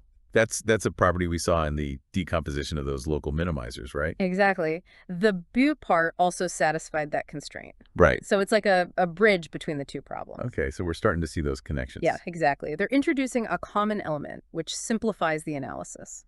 Okay, so what do they do with these good minimizers? They use them to derive something called the Cacciopoli inequality. The Cacciopoli inequality. That's a mouthful. It is, yeah. What does it actually do? Well, it basically lets us bound the energy of the solution in a small region based on its energy in a larger region. Okay. It's like saying, if we know how much the solution wiggles and jiggles in a big area, we can get a handle on how much it wiggles in a smaller area inside that big one. So it's like a mathematical zoom lens, right? I like that. Yeah. It lets us see how the behavior of the solution at different scales is connected. Very cool. So they've got this Cacciopoli inequality. What do they do with it? Well, they actually derive two versions of this inequality. A general one that applies to any minimizer of the B gradient problem, and then a refined one that applies specifically to those good minimizers. Okay, so we've got two tools now. Yeah. Each one tailored to a specific type of minimizer. Exactly. It gives them more flexibility in their analysis. That makes sense. How do they prove these inequalities? They use a combination of techniques. They use these things called cutoff functions to isolate specific regions that they're interested in, and they exploit the fact that our solutions are minimizers, which gives them special properties that they can use. So it's like a delicate balancing act. Yeah, it is. Meticulously controlling each piece of the puzzle. That's a great way to put it. Okay, so they've got these Cacciopoli inequalities, but they're not just, theoretical curiosities, right? No, not at all. They're the key to establishing this property, this higher integrability. Right, we talked about that earlier. But remind me, what exactly does higher integrability mean? So it means that the derivatives of U are even better behaved than we originally thought. It's like finding out that our well-paved road, it's not just smooth. Right. It's also made of some incredibly strong material that can withstand even more stress. Okay, so higher integrability gives us this smoothness boost. How do they prove that the solutions actually have this property? They analyze two different cases. Okay. There's the superquadratic case, where the exponent p in our problem is greater than 2, and then the subquadratic case, where p is between 1 and 2. So they're looking at how the value of p influences the smoothness of the solution. Exactly. In the superquadratic case, they use the Cacciopoli inequality, along with another tool called the Sobolev-Poincaré inequality, to establish a special type of inequality called a weak reverse holder inequality. Hold on, another inequality. Can you give us the gist of what this one does? Sure. It basically relates the average of a function to the average of its powers. It's like comparing the behavior of the function at different, levels of intensity. Okay. Seeing how its average changes as we raise it to different powers. So we're getting into the weeds here. A little bit, yeah. But the key takeaway is that this weak reverse holder inequality, along with this result called Gering's lemma, allows them to conclude that the derivatives of U are actually smoother than we initially thought. Exactly. It's like a free upgrade. Right. We're getting more smoothness than we bargained for. I'll take it. Yeah. What about the subquadratic case? Do they use a similar approach? They use a similar strategy, but they have to adapt their techniques a bit to handle the specific challenges of the subquadratic setting. Instead of working directly with the derivatives of U, they focus on a special function that captures the behavior of the derivatives in a way that's more suitable for the subquadratic case. Okay, so they're using the right tool for the job. Exactly. Adapting their approach to the situation. That's right. And they still end up proving higher integrability in the subquadratic case. They do. Regardless of whether p is greater than 2 or between 1 and 2, they reach the same conclusion. The solutions are extra smooth. That's really impressive. It speaks to the power and the flexibility of their methods. It does. But you said earlier that this higher integrability is really just a stepping stone to proving something even bigger, right? Right. Remember partial regularity. Right, partial regularity. That's the ultimate goal. It tells us that the solutions they're smooth almost everywhere, except for maybe a tiny set of points. Exactly. It has zero volume. Like imagine our road is perfectly smooth except for a few microscopic imperfections that you'd need a super powered microscope to see. So they've shown that these solutions are incredibly well behaved. How they actually go about proving this partial regularity? They introduce another key tool called the excess decay estimate. Excess decay estimate. Okay, what does that do? It quantifies how much the solution deviates from a linear function within a smaller ball. Okay. Based on its deviation within a larger ball. Okay. It's like we're measuring the wobbliness of the solution and seeing how that wobbliness decreases as we zoom into smaller and smaller scales. So again, we're looking at how the solution behaves at different levels of magnification? Exactly. And just like with the Cacciopoli inequality, they derive two versions of this excess decay estimate. Okay. One for the superquadratic case and one for the subquadratic case. Okay. So again, tailoring their approach to the different values of P. That's right. What does the proof of this excess decay estimate, what does that look like? So it's a bit involved, but the basic idea is to use a proof by contradiction. Okay. They assume that the estimate doesn't hold, and then they derive a whole bunch of consequences that ultimately lead to a contradiction. So it's like saying, if this estimate were false, then all sorts of crazy things would happen, and we know those things can't be true, so the estimate must be true. Exactly. It's like a mathematical detector story following the clues to find the flaw in the reasoning.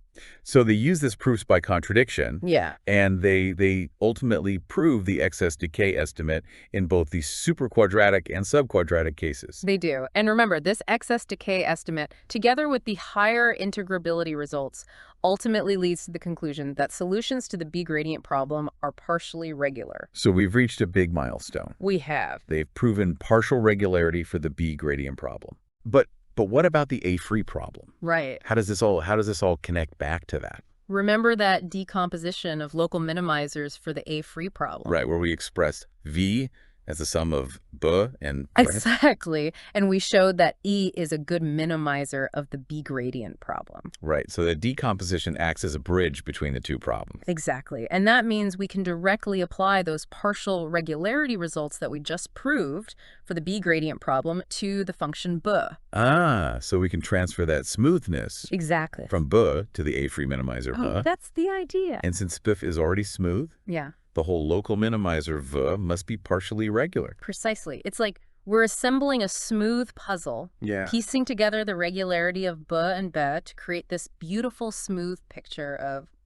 That's fantastic. So they've managed to prove partial regularity for the solutions to both the B gradient and the A-free problem. We did it. That's a pretty big deal, right? It is a big deal. It shows how powerful these mathematical tools are for unlocking the secrets of these complex problems. It's a testament to the elegance and the depth of math. It really is. But beyond the theoretical significance you mentioned earlier, that this research has real-world applications. Yeah. Can you remind us of some of those? Absolutely. Yeah. So in elasticity theory, for example, these results can help us understand how materials behave under stress. Okay. Imagine a bridge that's supporting a heavy load.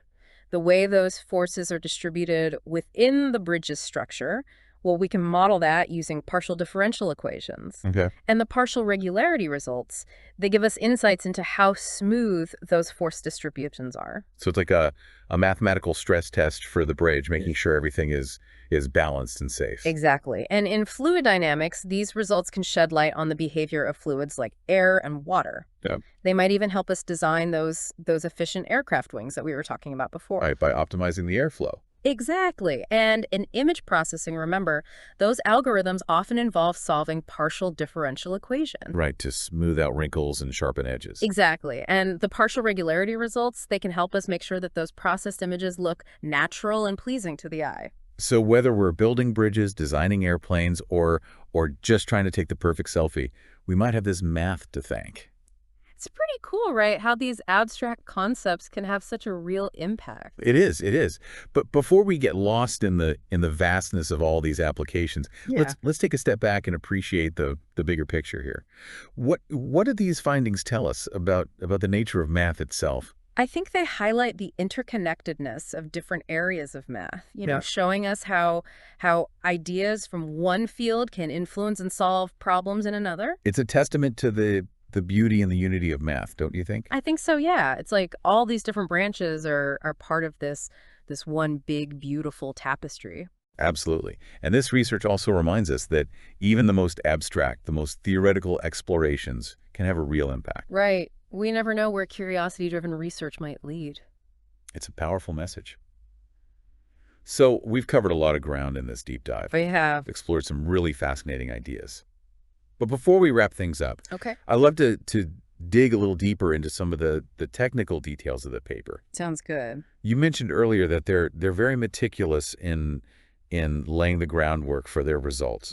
Where does that meticulousness really show up? I'd say it's evident throughout the paper, but it's particularly noticeable in their treatment of the coercivity estimates. The coercivity estimates. Remember, they establish a whole series of inequalities that are crucial for ensuring that solutions exist and for controlling how those solutions behave. Can you give us an example of one of those coercivity estimates and maybe walk us through how they prove it? Sure. Let's look at Theorem 3.1, which establishes a coercivity estimate for a specific type of function called an autonomous integrand. An autonomous integrand. Yeah. So this theorem states that if we have a function f that depends only on the variable z, meaning it doesn't explicitly depend on the spatial variable x. Okay, so it's not changing with respect to space. Right. And if this function f satisfies a strong A-Quasiconvexity condition, then we can actually bound its integral from below by a certain quantity. Okay. So we have a function f that's well behaved in the sense that it's strongly A-Quasiconvex. Right. And we're trying to establish a lower bound on its integral. Yeah. Why is that important? Because this lower bound helps us control what the function does as its input changes.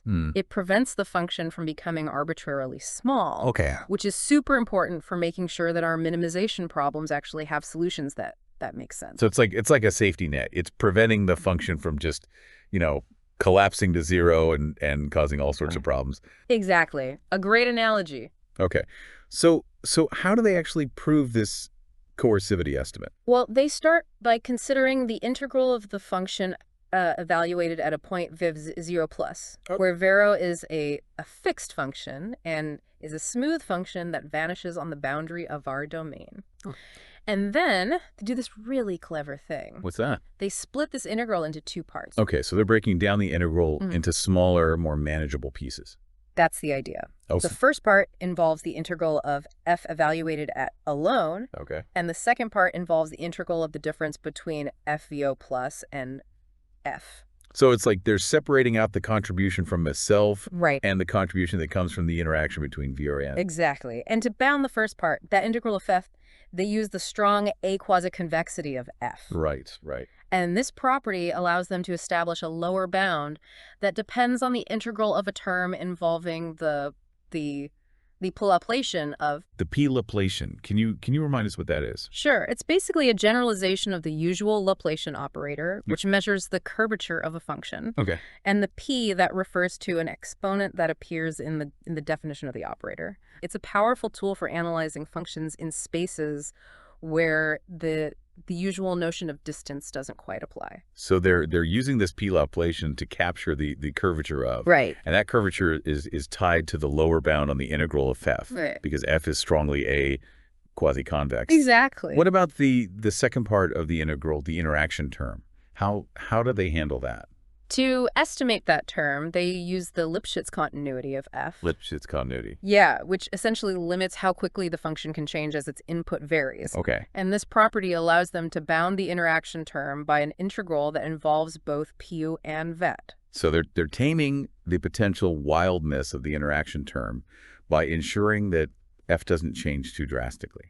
Exactly. And then by carefully combining these estimates for the two parts of the integral, they arrive at the desired coercivity estimate. It's really impressive how they weave together all these different mathematical tools. Strong quasi-convexity, the P-Laplacian, Lipschitz continuity. Yeah, it's a beautiful example of how these concepts all fit together. Yeah, it's a beautiful illustration of the power of mathematical reasoning. It is. And you mentioned earlier that this paper, it not only advances our understanding of partial regularity and higher integrability, but it also highlights the interconnectedness of different branches of math.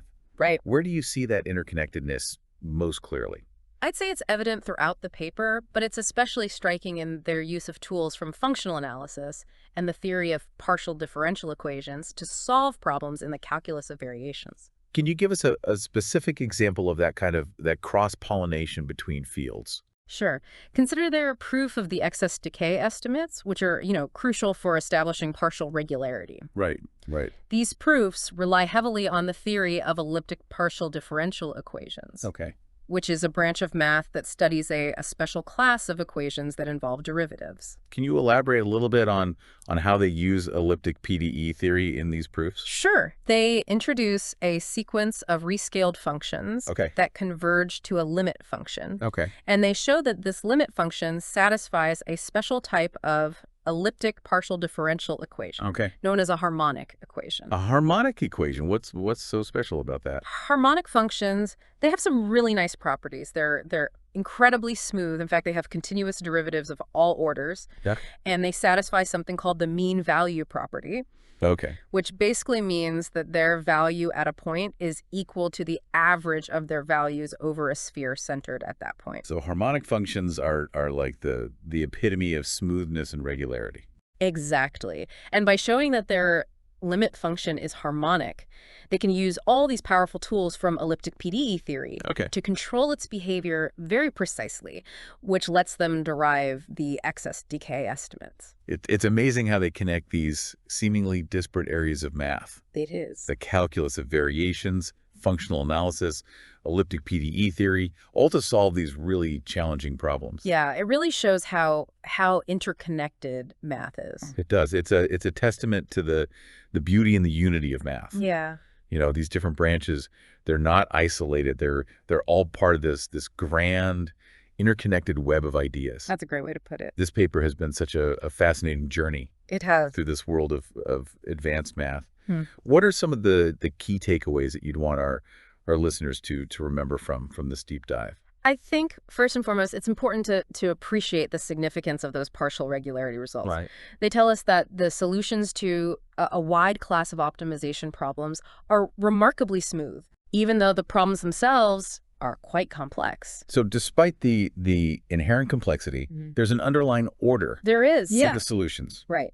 And that smoothness, it's not just a theoretical curiosity. It has real practical value. It lets us use those powerful mathematical tools to analyze the solutions. Right. We saw how these results have applications in all sorts of fields. Exactly. And beyond the specific results, I think this paper highlights the power of mathematical abstraction and rigor.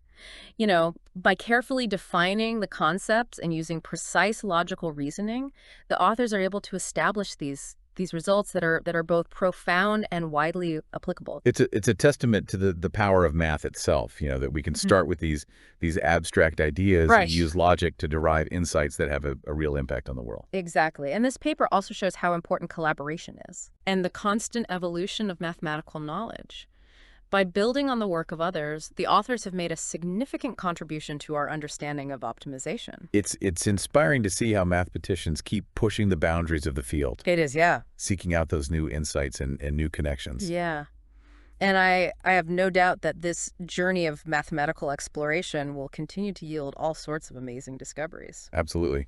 Well, on that inspiring note, we'll bring our deep dive into partial regularity and higher integrability for A-Quasiconvex variational problems to a close.